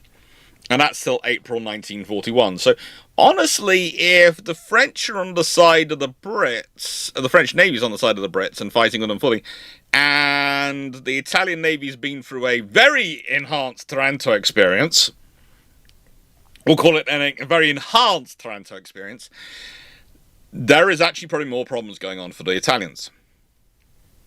The thing is, though, logistically, the logistics of the German and the Italian operations don't change, even if they have more troops. In fact, it gets worse if they have more troops available. Because they still only have the same number of railway lines, they still only have the same roads, and the same capacity of infrastructure and logistics they've built. So even if they have more people, and they're not supporting a North Africa campaign, they are still going to be limited in how much they can get through. One of the biggest misunderstandings about the invasion of Soviet Union in terms of from the Axis side is how often people overestimate German logistical capacity. And they really do overestimate their logistical capacity and what they can actually do. And that is something that crops up quite a lot in terms of, especially in alternate histories. People go, well, if they had the North Africa Corps, they'd have these extra troops to go here, here, and here. Yes, they do. They still have the same railway schedule. You can't run trains any closer together than they're running them. You can't offload trains any faster than they're offloading them. You cannot get the fuel and the position through any faster than they're doing. So you actually having more troops doesn't help you. It actually means you have more to support.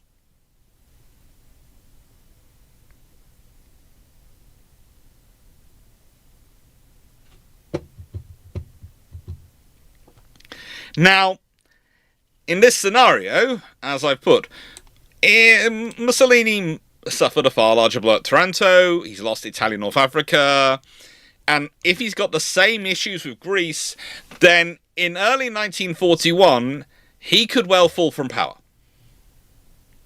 Let's be honest, as dictators go, Mussolini is a weak paper tiger.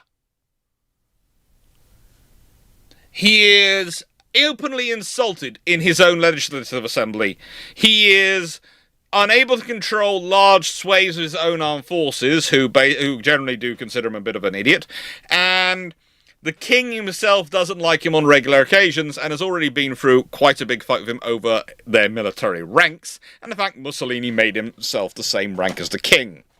There is a goodly chance, with these losses taking place in 1940, not long after he's entered the war, and considering the territory he's actually got from France, which, if you consider this map, he gets the dark green areas, and he's getting some of the middleish green areas, and he's occupying some of the lighter green areas, and he's trying to get them because he wants to get Nice, Savoy, and Corsica.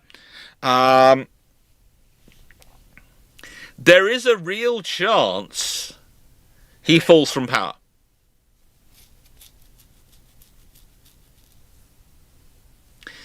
There is a real chance that Mussolini collapses in late 1940, early 1941. And the interesting thing from our perspective in that scenario is that actually could mean that Greece doesn't fall, because if Italy collapses and stops fighting an invasion of Greece and stops being allied to the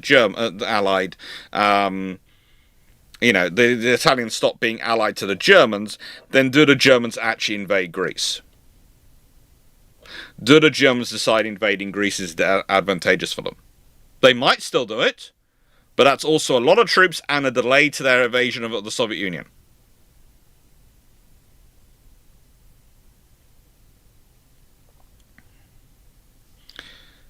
Now, most people might notice is that often these scenarios do involve Mussolini falling earlier.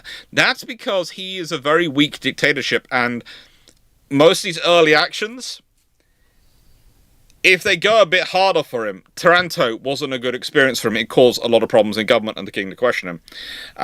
North Africa campaign, the early defeats before the North Africa Corps gets there, and they actually start sending proper supplies out there because the Germans are demanding they send proper supplies out there, whereas previously he hadn't been supplying North Africa because it was full of his political enemies. He didn't like the army in North Africa.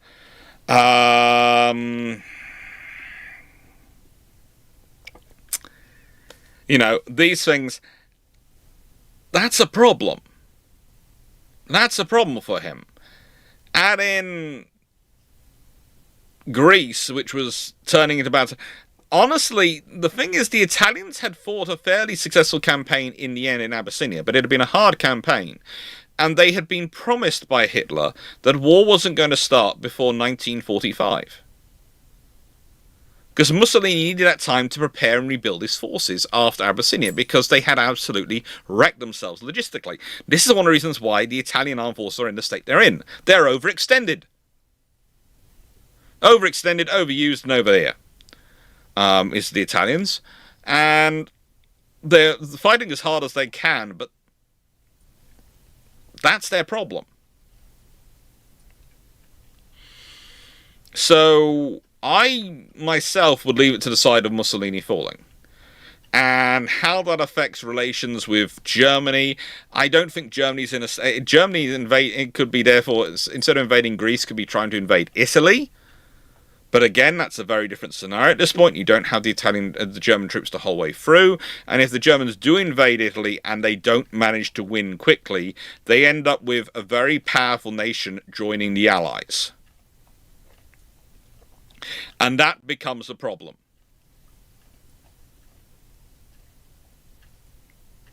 Because if you have the Italians join the Allies because the Germans invade them, you could then have the next Free French campaign after North Africa be the invasion across the Italian border into France, which the Germans will probably not have secured by this point.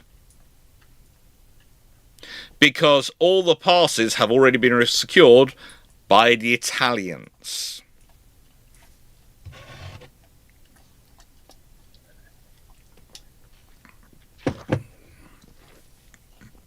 It's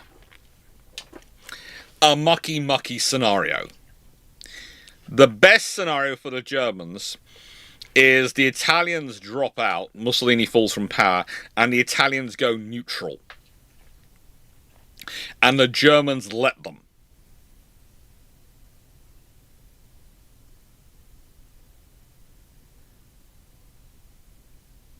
That's the best scenario for the Germans and the Italians, but that almost certainly means you're unlikely to get a German invasion of Greece.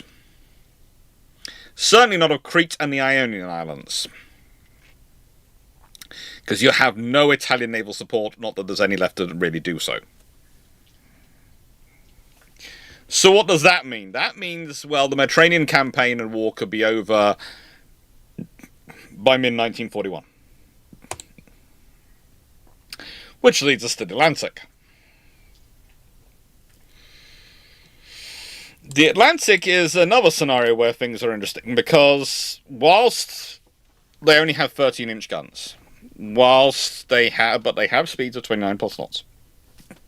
And I know there is a debate as to which side on the spectrum of battle cruiser, i.e. two-word invincible style, to battleship, dreadnought battleship, that on this dreadnought spectrum they come. The fact is, fast battleship, battle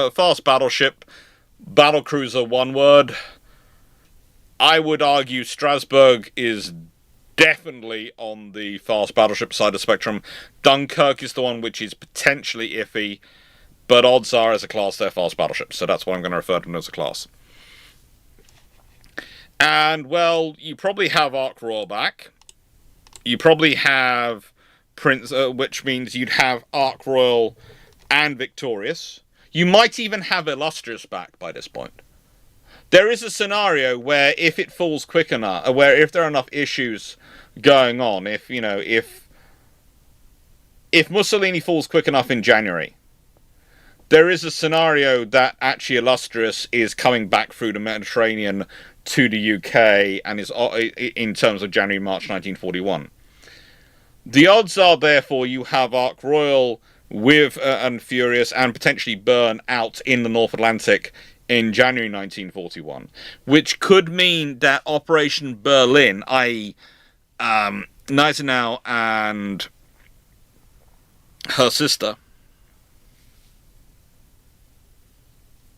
Scharnhorst. Sorry, I was going. It's not Strasbourg. It's Scharnhorst, isn't it? Yeah, Scharnhorst. Scharnhorst and Gneisenau could get caught by a carrier strike because there are enough carriers out there. Now, the odds are they rumble around and try and do something similar to what they did historically. But you're also going to have Dunkirk and Strasbourg out there as part of the hunting forces. That's 2 extra fast cavalry ships running around. That's another task group out hunting them. And that becomes a problem, because the more task groups you have out hunting, the more of a problem it gets. If they do succeed, though, and they run around, and they end back up in French ports, well, one of the things they're probably going to find is that those French ports were kind of trashed on their way out by the French and by the Marine Nationale. So they might actually find themselves with even less facilities to repair their ships there than they thought they were going to have.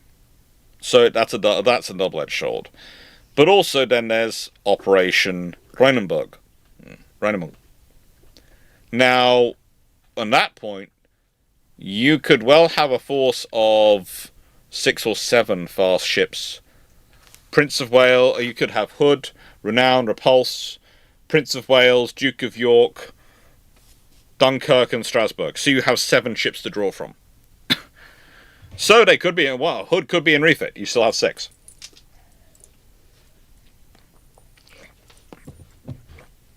The odds are you're likely to have task groups made up of about 2 to 3 ships in each task group. You also could likely have 2 to 3 carriers. You could have Illustrious. By that point, I'd say it's almost certain.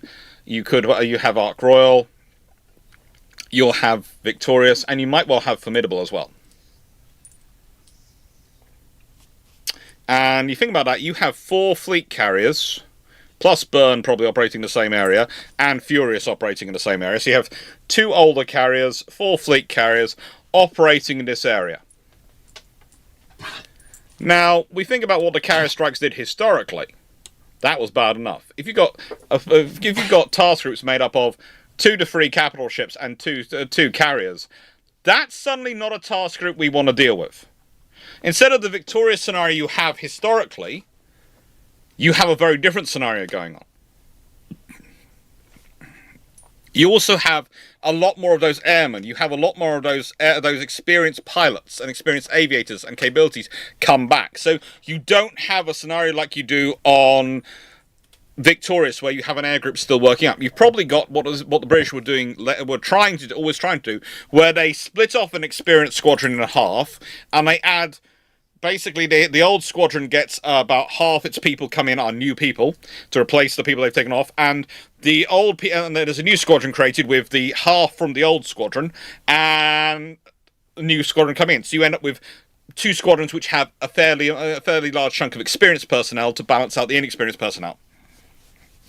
Yes, Mr. Raleigh is coughing. He's currently chewing his... Let's put it this way, he's licking something which is giving him a furball, but I'm not going to say it on screen. Yeah, I don't know. And he's licking it and then coughing and then licking it. It's a dog thing, okay? We'll just leave it there.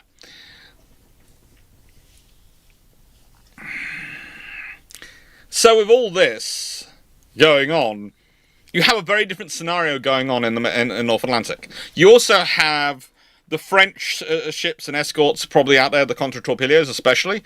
And let's be honest, for all their issues, they are large enough they're going to be able to stay with that force in heavy seas like the tribals did historically.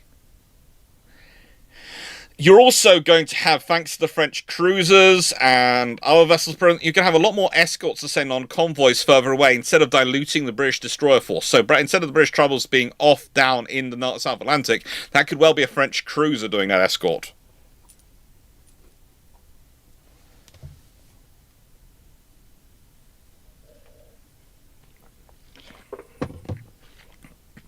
So my theory is the Germans will still probably do these kind of operations. When they do, they'll run into a far larger force. And the ending will probably be the same. The odds of the British losing something like Hood, though, in this scenario is... Let's put it this way. You turn up, you get a lucky shot on Hood. And we've been over this before. That is a 1 in a million shot. That should not be... Getting that shot is 1 in a million. Getting that in place. That's a very lucky shot. That's still a very good shot to do. But it's a very lucky shot to hit where you hit. Because I do agree with the Draken FL's assessment of that scenario. But saying that, and I do mean saying that, in this scenario, you've got a lot more force there. And you're going to be dealing with a lot more firepower. The odds are you're going to have been hit by an airstrike earlier on. If you had Ark Royal and Illustrious as the 2 carriers, rather than Victorious on our own, just think about the air group, the strikes the air group would get in. They'd hit that task group they'd hit the Bismarck and the Prince Eugen from a long way away. And then the capital ships would close.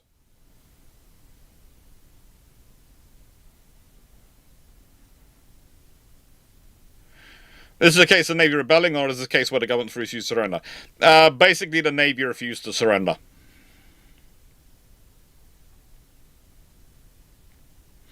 And so, you likely do still end up with the German Navy launching these strikes, because the German Navy is trying desperately to make the case for itself. But you have 2 scenarios. Either Operation Berlin turns into an absolute nightmare. If Operation Berlin turns into a Rheinenbung, then you probably end up with Rheinenbung not being run. So if Scharnhorst and Gneisenau run into a carrier task force and get hammered by fast capital ships because they run into that extra task force, then the odds are the Germans don't launch it again. They go for a fleet in being strategy. If if they do somehow manage to make it round and end up in the French harbours, they're going to have more fun in those harbours because there's going to be even less infrastructure there to sustain them, because the French won't have had any reason to maintain the infrastructure and let it survive. So probably people have been subtly destroying it the entire time.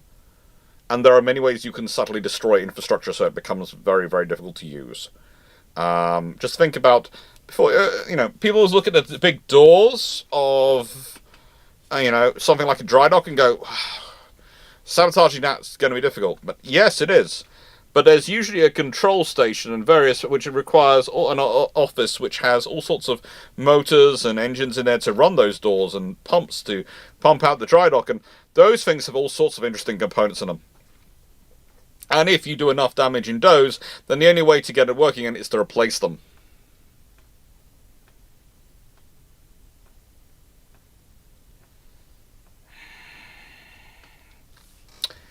And that then leads us to the summary point, because at this point you really start getting into the history has changed a lot. And then you have the Richelieu. And I've used her example, but there are other options we could talk about. There are lots of French vessels which are under construction which could have been dragged out with the fleet if it's organised. As we talked about, Darlan organises this in the scenario. That is what the Richelieu looks like in 1940 when she's taken to Dakar. She is not far off being completed. Honestly, if she is instead of taking Dakar, is taken straight to Britain, or is very shortly taken to Britain, the British could probably get that vessel into somewhere like Cameleerds and get all the bits finished off very quickly. Or alternatively, take it across the Atlantic and get the Americans to do that. For money. The Americans probably would. For money. 8 15-inch guns, 32 knots of speed. That'd be really useful. And they could be available, I said, could have been available early 1931, early 1941. She could have been available, she could be available. In this scenario, she could be an 8th fast capital ship in that force to generate from. Because it could be late 1940.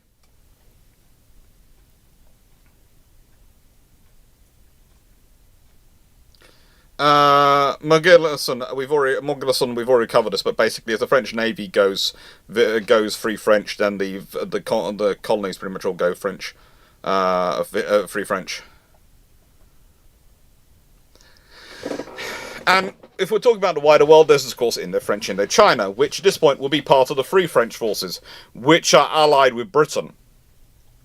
So you marching into them, if you're Japan, is declaring war on Britain. You see, the Vichy French don't really have allies and can be bullied by the Germans and the Italians. The Free French do have allies. So you can't advance into them like you did historically. So even if the Japanese do have the knowledge of British defence plans for Singapore, etc., they did historically, they still can't start from Indochina. They have to invade Indochina first. Could they win against the force in Indochina? Probably they could. But that's going to take time and going to give plenty of warning that they're coming. But also, in this scenario, there's a very real scenario here where you're dealing with a far larger force in the Far East. Because there's one scenario where Charles and Gneisenau get bushwhacked by the Allies. And if they do, then the Germans are down 2 capital ships, and okay, yes, they're building Bismarck and Tirpitz. Tirpitz are going to enter service not that long afterwards. But the thing is, they're probably not going to risk them that much. The Italians are out. Think about all the ships which can be freed up to go to the Far East as a deterrent force. And also, with the French being so under threat in this scenario, then you have a reason for forces to be deployed to the Far East.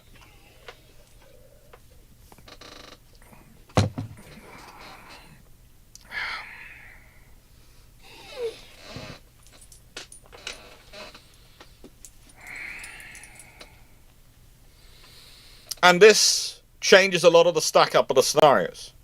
changes a lot on the quantitative analysis in terms of what the Japanese will be thinking. They probably still go down a similar route, but what they might think of instead is, okay, do we want to carry out our actions in Japan, China, while everyone's instructed to not invade Southeast Asia? Do we? How can we do a maneuver? What's our best position for maneuvering? Because if you can't get Indochina to begin with, because remember, Indochina is a logistics base that supports a lot of their operations in 1941-42. If you can't get that, if you can't soft invade that, you haven't got that as your starting point. You're put back that much further. And being put that much further delays your invasion of the Philippines, delays your invasion of Malaya, delays your invasion of the Indonesia. Because you have to go to Indochina.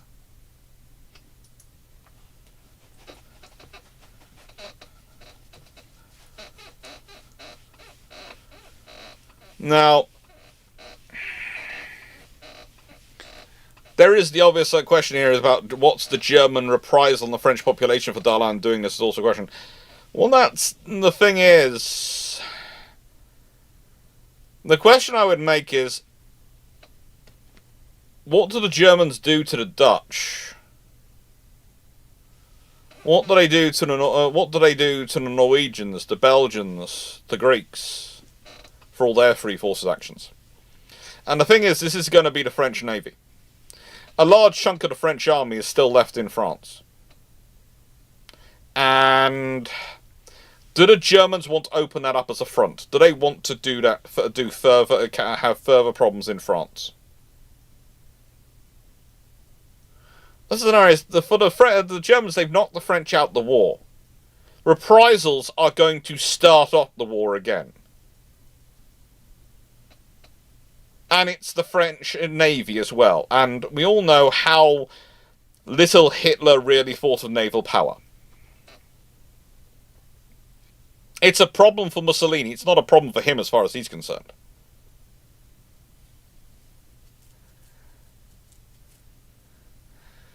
So my thinking on the reprisals is, while the Germans will probably threaten many, many things, the reality is they won't do much, if anything. Because the same reason with the Dutch and the Belgians, there are going to be people who try and do things, but it creates more problems than it solves. And ultimately, the Germans are lazier than people like to assume in World War II. They really are. Now, if we put all this stuff back, therefore, we've changed all this scenario, that creates a problem for me, because I can't really go into much further than the scenarios I've talked about. I can't tell you what Japan starts off with, because if we're sitting in a scenario where the Japanese are going, they don't have French Indochina to start off from, that changes their route of attack. They go Philippines first, I'm certain of that, that's going to be heavy. But you think about it, they can't set up and move bombers to French Indochina. And they're going to be dealing with a far larger naval effort from Britain. And France, combined naval forces, and the Dutch. ABDA command, it does include the French at this point. So, let's be honest, ABDA command probably has an F somewhere in it. I'm not sure how we'd want to call that. Would it be ABDAF? Would it be ABDAF command? ABDAF? Fabda?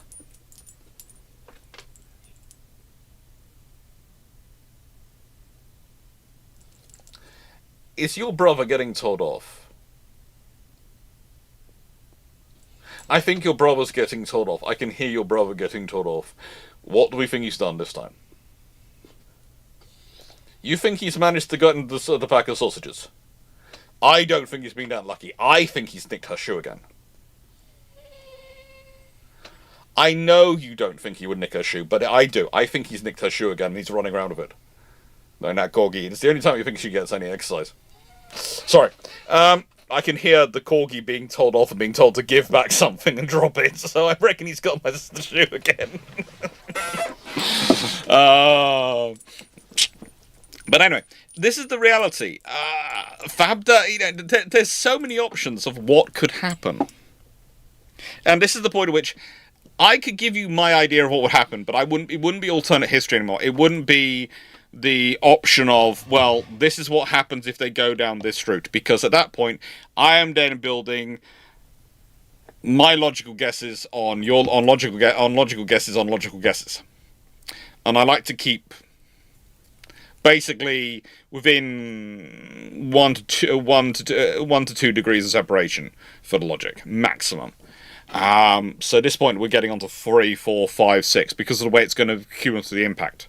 Because what do you know? What forces the British send in this scenario where the Mediterranean campaign's pretty much over, where the Italians have been knocked out, where they don't have, where in the North Atlantic forces they've got enough forces. Have they sent out Nelson and Rodney and all the Queen Elizabeths to be the cornerstone of the British fleet? Have they sent out some French ships as well? You do have the fast cavalry ships sitting in the North Atlantic, and basically the battle line is in Ceylon. Is it in Singapore? What carriers does it have of it? You know, what forces do they have they built there? What destroyers do they send? What cruisers do they send out there? Are you looking at a well-rounded force built around 2 battle squadrons, a carrier squadron, and also you might well be talking about that kind of scenario. Because in a scenario where you have Crete and all these other things, do you need Eagles sitting in the Mediterranean? No, you've probably got Illustrious, and as I said, you've got the armoured carriers sitting, at least 2 or 3 of the armoured carriers sitting off with Ark Royal in the North Atlantic. The odds are, though, you're moving some ships out there. Maybe you've sent the Ark Royal out there. Maybe you haven't. Maybe you sent Indomitable out there to act as the carrier flagship for the forces. Or maybe you have sent the armoured carriers out there and gone, okay, we don't need them in the Atlantic anymore. We can send them out there. So you could have all 4 of the Illustrious class sitting out in the Far East with these carriers, with the battleships. So you could have, I don't know, 10 capital ships, 3 French, 7 British, and 4 carriers sitting out there. That's quite a massive force to be sitting out there.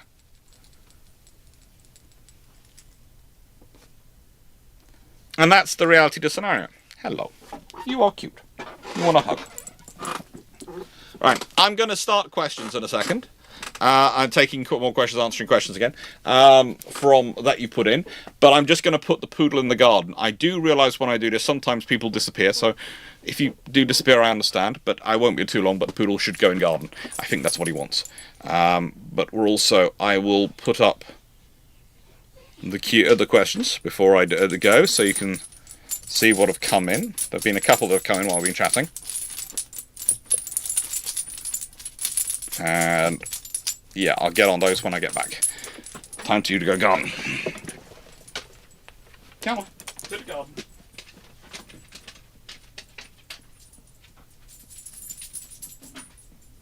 Raleigh going garden, is that okay? Karen, is Raleigh going garden okay? Okay, so let Raleigh know. Go on.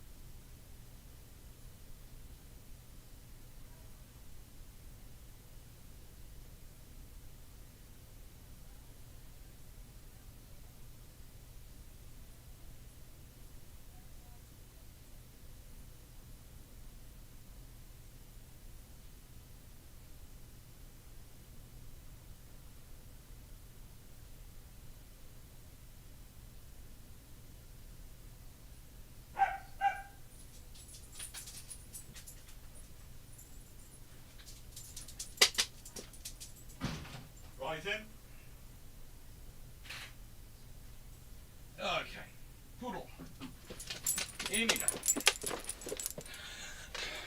Now, we never tell your mother that you did this, but you've been outside, you've been a good boy, and I haven't got any of the small ones yet to give you. So, yeah. Seriously, look how obsessed he is and focused he is. The bonios. You should not have 2 of those a day.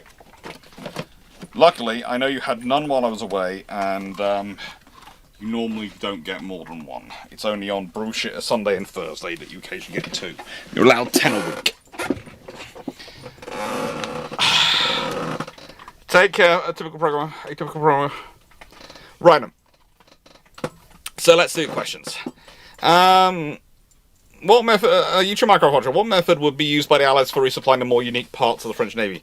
Namely the 5.5-inch guns and the quad 13.5, 0.5-inch and 15-inch. Probably factories doing some measurements and trying to figure out how to adapt things already in production to supporting them. But there are ways. There are ways and options to be used, and it will be first time. Plus,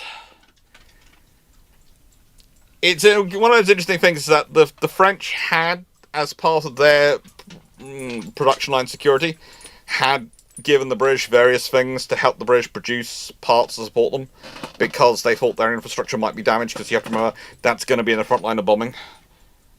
Whereas the British were that's so much further back. It would be interesting. It would be interesting. But yeah, it wouldn't be necessarily easy, but it also, let's be honest, it'd be worth it to do it. And they might do some adaptation. You might get the 13.5-inch ships adapted to 14-inch guns. You may, but that's going to be a pretty major project if they do that. Foxhound 421A. Hello. How does a fully refitted hood, Repulsor, King George V class, having 15-inch 50s change things? That is not a nice time for anyone to be dealing with them. 15-inch 50s would have been a nasty gun. But you also have to remember that the 15-inch 50 is a gun which was designed in the late 19 teens and early 1920s. At this point, we'd be talking about 15-inch 45, which was actually lighter than the 15-inch 42. And that would have been really interesting. Does Corsica stay the Allies in this scenario? That, as I said, is a really interesting one. If they don't stay with the Allies, they get occupied by the Italians. If they do stay with the Allies, then they have to be defended. If they have to be defended and the Italians have to do an operation in Corsica, that is going to again take resources. And let's be honest, the Corsicans are kind of famous for their ability to do guerrilla warfare, from Napoleonic War periods and various other things. I would not want to be the invading force in Corsica. There are few places on Earth I could think of that I would like less than to be an invading force occupying Corsica. I would actually prefer to be the invading force in charge of occupying Afghanistan to Corsica. I'll put it that high up the list. I would prefer Afghanistan to Corsica. Okay? Corsica is not good. Not a good place to go to invade and try and operate in if you're the invading force. Are you licking the sledgehammer again? Raleigh, why the frig are you licking the sledgehammer? That sledgehammer is clean, and I will be cleaning it again because you're licking it. But I clean all my tools before I put them back, so I notice nothing on there apart from maybe slight residues of alcohol. No, it's not your bedtime. It's not everyone else's bedtime yet. Sorry, boy, you have to stay up. Poodles. Yeah, Corsica, not a good place to go to and invade. Lovely place to visit, though. Beautiful people. Lovely country.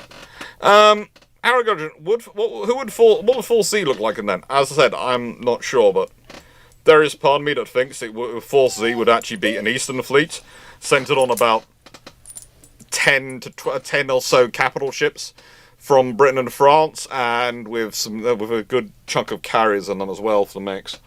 It would not be a small force, and it would not be a force you wanted to. You would easily be looking at going, yes, we're going to sort that aside. And it would be the kind of force which, frankly, the Japanese would be sitting there going, do we go for Pearl Harbor, do we go for Singapore? And going for Singapore means they have to thread the needle of going past the Philippines and other things to go for it. And they might well do Pearl Harbor anyway, but to try and take out the Americans first. But they're going to have a plan to take out the fleet from Singapore.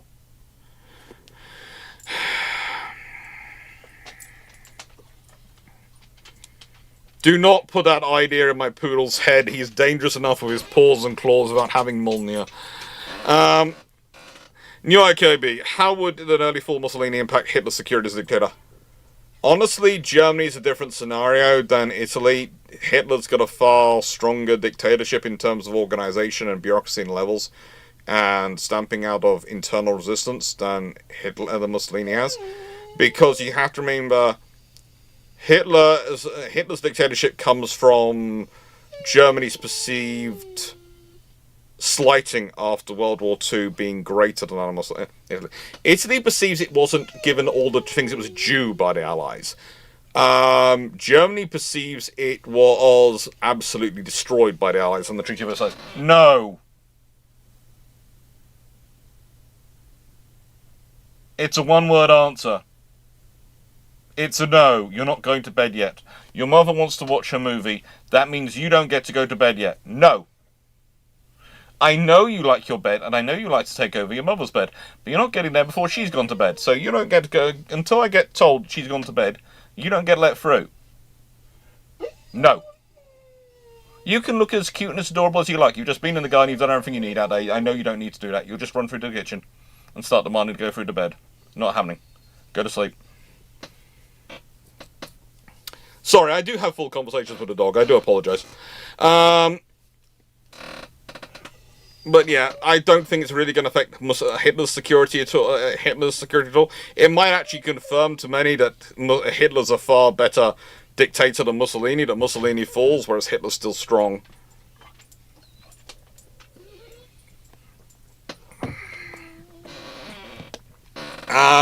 Joe Fredericks, in this scenario, how much do you think a pro-allied Thailand and free China can assist Chiang in terms of equipment and supply in a war against Japan?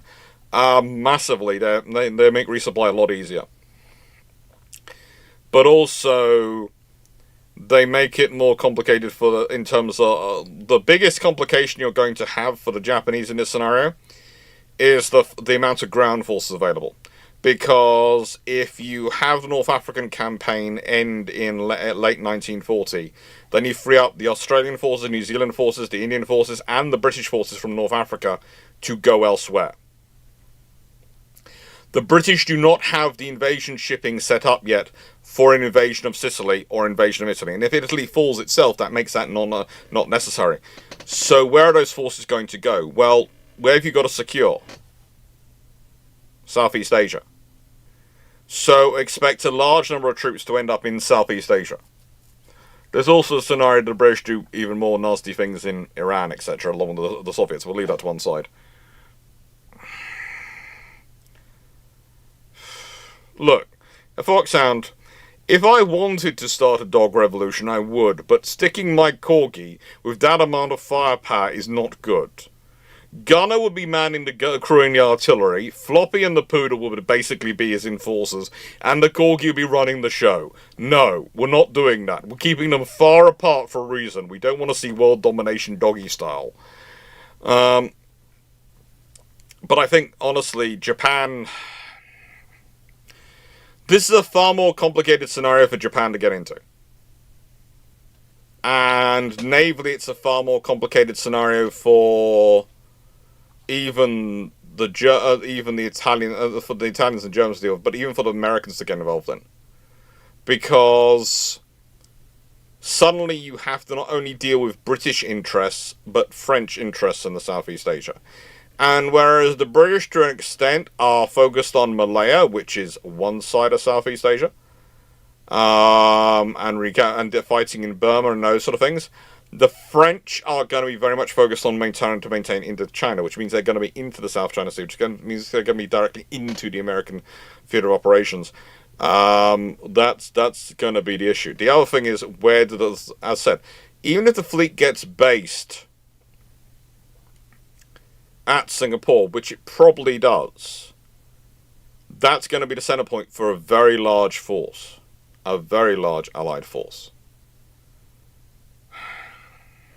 And the thing is, as well, is if you have a joint Anglo-French task force set up in South China Sea, in Singapore, the odds are the Dutch and other free forces join that earlier on. So instead of ABDA command being set up almost under emergency conditions, you would have an Allied command which doesn't have the Americans but has everyone else in it set up earlier.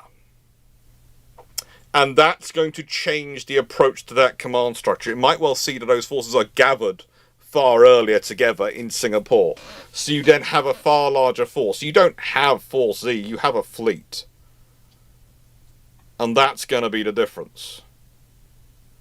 And you're also not going to have the bases so easily assumed or set up for those long-range torpedo bombers. So the Japanese are going to have to send down fleet assets, which is going to delay their...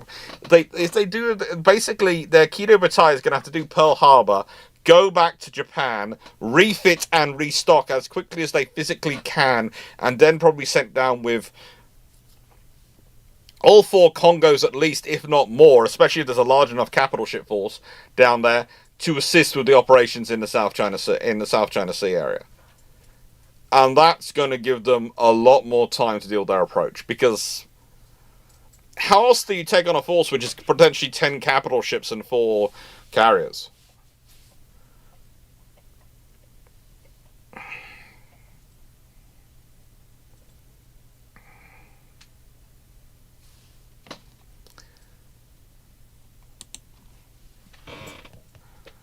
What did the French feel about the Navy's strength in 1941? Were they confident of its capabilities? Yes, they were. They were confident. They liked their Navy. They thought it was good. If Germany attacks Greece, will Crete fall? Unlikely. They have no Regia Marine to support, and they would have no Italian resupport in this scenario. But also, Germany attacking Greece is off their route of march in this scenario. And especially if Mussolini falls before the Germans would get round to their invasion of Greece, so the Greeks are not fighting the Italians, they're just fighting the German invasion. There is the very real scenario, you have a lot of reinforcements coming from North Africa, and they're not fighting in North Africa. So if the British, if North Africa campaign's over, attacking Greece is going to give you nothing but going to give you a lot of problems. Threatening Greece to go neutral is one thing, and I wouldn't be surprised if the Germans try and do that. But actually invading Greece, they could end up doing this, but it's going to be an interesting campaign, and I don't see them getting Crete. I don't see them getting Crete in this scenario. But also in this scenario, you're not having to do the constant resupplies of Malta, you're not doing all those campaigns. I think about all the things lost to resupplying Malta. Think about all the assets done that.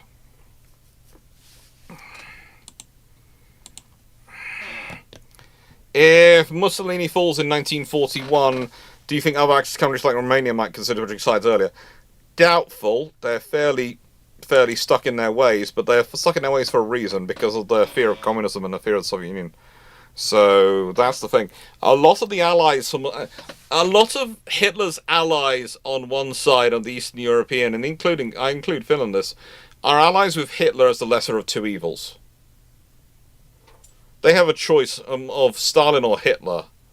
They're in a terrible position, and they go with Hitler's better than Stalin. And that's basically saying, well, one of them's actively trying to take us over and kill us all, and the other one just wants us to follow his lead. We don't like what either's doing, but one's slightly less of a current threat to us than the other. Morganson, how many soldiers, infantry, marines were attached to the French Navy, and could they pose a threat on land, on Anzac? Yeah, they could. They do have some. They do have some naval infantry formations, but you also have the Foreign Legion, and you have the fact that in this time period, sailors themselves were also trained to be infantry. Not very good infantry, but they're trained. And there's a lot of gunboats, etc., things in the Far East who are troops whose sailors are pretty well trained actually as infantry. Michael Cooch, once the impact of air power becomes apparent, do you think any of the old French light cruisers get the equivalent of the C-Class A conversion? Which ships would get selected? There's potentially some of the older cruisers would get it. It'll be the oldest which are available. They'll get the conversion. But there's also things like some of the older contre-torpillas might have their guns changed as a more viable thing to things like 4.5 inch to get them better AA viability. And that's the reasons they might use for dropping down from and changing their guns from the 5.5 inch to 4.5 inches. Just the AA capability would give them as a mount and capability.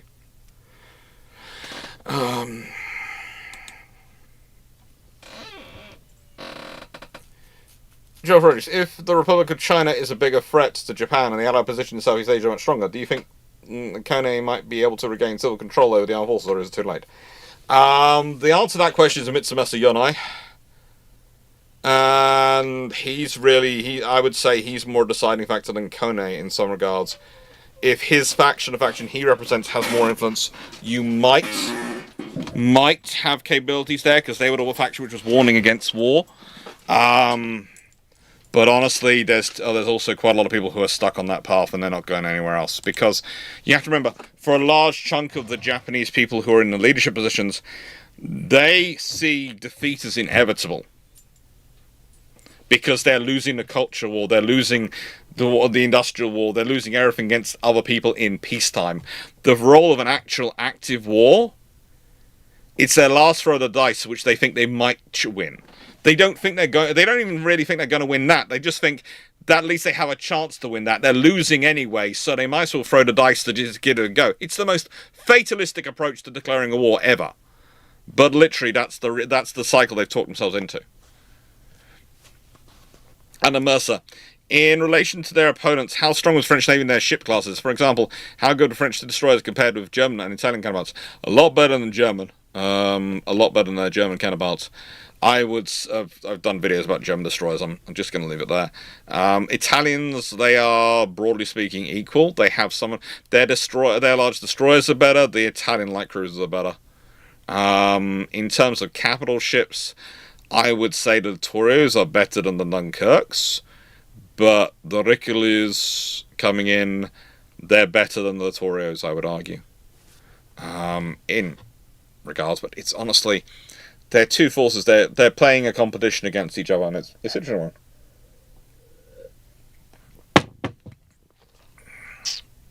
That being said, we have finished the questions. Now, I'm going to finish off the questions coming in, and I'll probably answer questions for about another 10 or so minutes. And then I will probably go off and see if someone has a chance to go to bed, and then I'll be on Discord for a bit to chat away with people. And I should be able to upload tomorrow the video that is due for tomorrow evening, and the video which is due for Saturday. And I should be back to basically my normal schedule. I'm sorry there's been a bit of an absence this week. I have been... Honestly, I got home and I was whacked. And I don't mean in the physical sense, because as you know, I'm functioning insomniac, so I don't really sleep.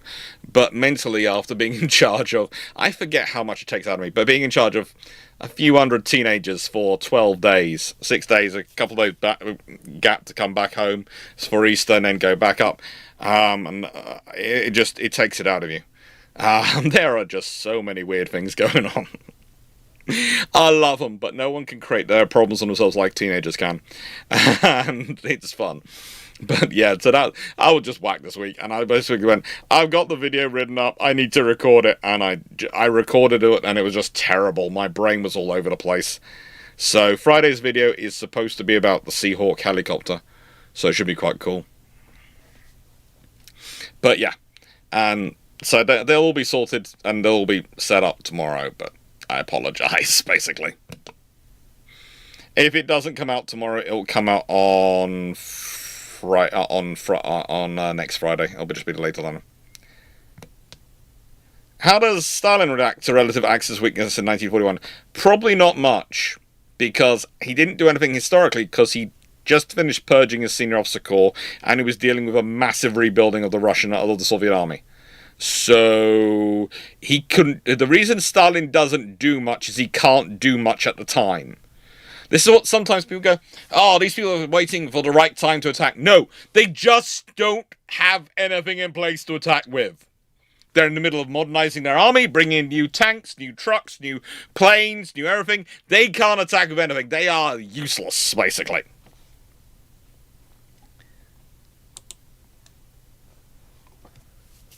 B2B processor. Sorry, join late. If Singapore gets a fleet, would Papua New Guinea not happen and Guadalcanal get a force? I don't know. It's going to depend on how these things happen. But if there's a large enough fleet, allied fleet in Singapore, and it's not 4 seats, and a fleet we're talking about, and the French aren't in Indochina, there is the chance the fleet moves forward to reinforce the Philippines, meets up with whichever American forces are there, and forms an even larger formation, which, whilst, yes, it's potentially not going to have the same level of carrier air power as the Kido Butai, it's going to be enough ships in it, enough capabilities in it, that it's could lead to quite a large battle. And the British, as we've talked about before, do have a disturbing habit of using radar mounted on things like swordfish in nights to spot their targets and then go and attack them in the middle of the night. And as we talked about before, the Japanese really aren't set up for night aerial combat, whereas the British are.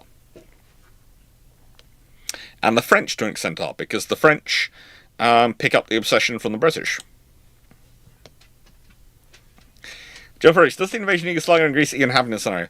Yugoslavia, potentially. Greece is a issue. Yugoslavia is about getting access to various arms factories and supplies and key control over routes in the Danube. Greece is more of off the route to march and helping out the Italians. Let's think about it. What does Greece bring the German war effort? What does the occupation of Greece really give the Germans?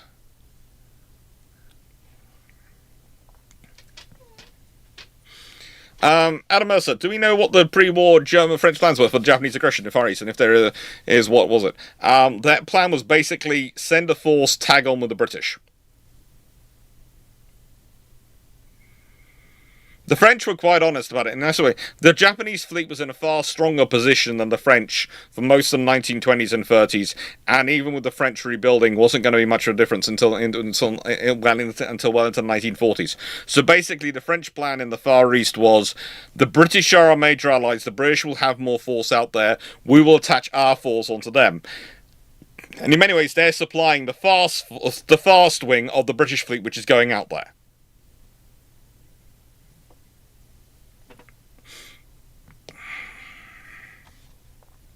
Joe Fredericks, if a civilian counter-coup does happen in this scenario in Japan 1941, how do they fix anything without being counter-couped in turn? No idea. If they've got the Emperor on side, then things could work. It's also, again, Mitsumasa Yonai is part of the Navy. So it's not so much a coup or a counter-coup, it's just a different faction of the armed forces rising to power. But that is, as I've said before, very far beyond this alternate history. I stopped this in 1941 with the Allies in Mediterranean and Atlantic. I didn't go into the other stuff in the actual alternate history because, honestly, you're building assumption upon assumption upon assumption, and by this point you're so far away from reality, you're basically just writing a fiction book. So that's why I didn't get into that.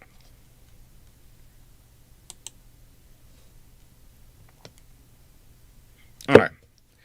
With that being said, I am going to turn questions off. So that goes this, and that gets pressed.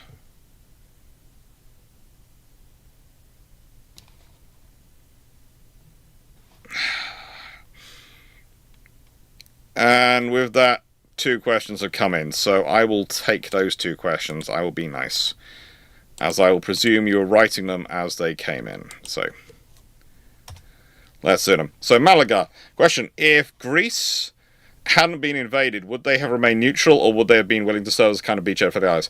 Probably would have stayed neutral. They're a smaller power, that's a sensible option for them. And Steve, if the French Admiralty replaces the de Gaulle administration, what changes politically with perception of our allies? Who knows? Darlan has his issues, he certainly does, but he also might prove more viable as a minister. It might be more politically successful in terms of working with him.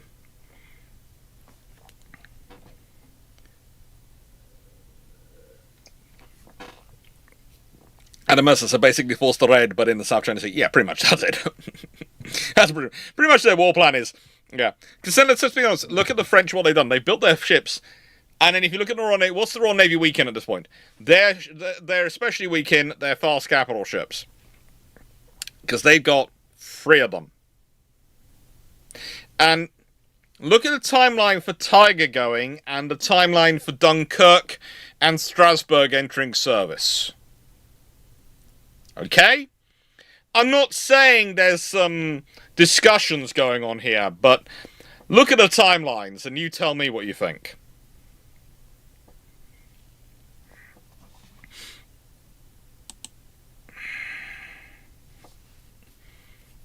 Alright, with that being said, I'm going to go off and put the poodle in his bed. And, well, in this scenario, there's a lot more officers around. There's a lot of naval officers around, and he's the minister. And if you assassinate, the thing is, when de Gaulle is having the issues with Darlan and others, basically it's either de Gaulle, who's the existing one, or Darlan. In this scenario, Darlan's is in power. If you assassinate him, there are enough other admirals, enough other senior people to come over with him that, frankly, de Gaulle is a long way down the frigating list and is not going to get anywhere near that.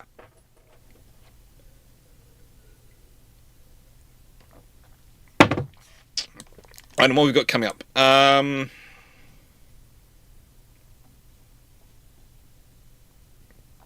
Okay. What have we got coming up? We have got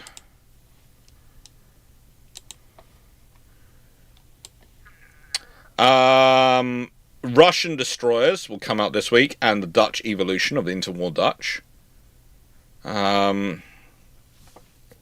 We did the pre-World War I. We're now going to talk about the Dutch evolution, which is going to be a fun one. And also, you might have noticed we've got all these up to votes for June and July. You might notice that I did have to make some choices between them, because we had, well, as June and July were being combined vote, I decided, this one I think is was a 7, but that was, they've got a bit moved around. Michael's 66's one was from June. It was a 7. And so they added up to roughly the same. Now, Wayne Boring, you've had your premiere moved back to the end of June because the book's been delayed again. And that's annoying me, but that's the latest I will let it go to. Joe Fredericks, he'll be the only senior army officer though. Yes, so he'll be running the land forces of France, the Free French land forces. In a nice way, de Gaulle will be off fighting in North Africa and then potentially leading the invasion of recapture and liberation of France from Italy.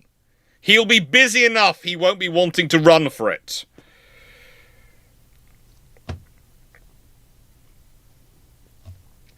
And also, there are other senior army officers who might come in this scenario, because if Delan's doing a massive fleet evacuation, there are other officers who might be dragged along.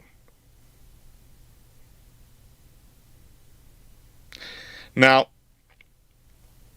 so that's going to be interesting. But what have we got coming up? We have got the next live next Thursday is due to sacrifice of blood. The UK and Japan refused to to abandon their alliance for the Washington Naval Treaty. What's the impact? I can tell you now. Basically, it means the Washington Naval Treaty probably doesn't happen, which has an interesting impact, as a lot of interesting ships get built before they actually have a treaty. It will probably still be a treaty, but it will change the stats quite dramatically for the force involved. And then we've got the premiere of which was, as I said, was from June, but it's now been scheduled into April. What if the Royal Navy had built HMS Warrior as a 2-decker ironclad instead of a frigate? What impact would that have had? It'll be interesting. Right then. Take care, everyone. Have fun. And as said, I will see you. I will be on Discord later, not later. Thank you for liking, sharing, subscribing, helping the channel grow and everything. And I hope you've enjoyed this live. Toodles. And as always, the Long Patrol video will be recorded of this at some point. I've got a whole list of Long Patrols to record. It's going to be fun. And I'm prepping for, of course, May in Rotterdam at TwitchCon, which I'm really looking forward to. I'm going to be on a panel with Garius the Brit, with my good friend the Fleet of Oceans, and hopefully another. And then I'm up in Leeds for next weekend with Drac and others, presenting at the Royal Armouries in a paper which really I should rewrite, which I'm in the middle of rewriting again. So I really should finalise that paper and actually be happy with it, but I keep rewriting instead. Take care, everyone. Have fun. Yay, Miko did make it, and yes, the August patron suggestions for August will be opening soon. Take care, and have fun, and thank you for watching. And have a lovely evening.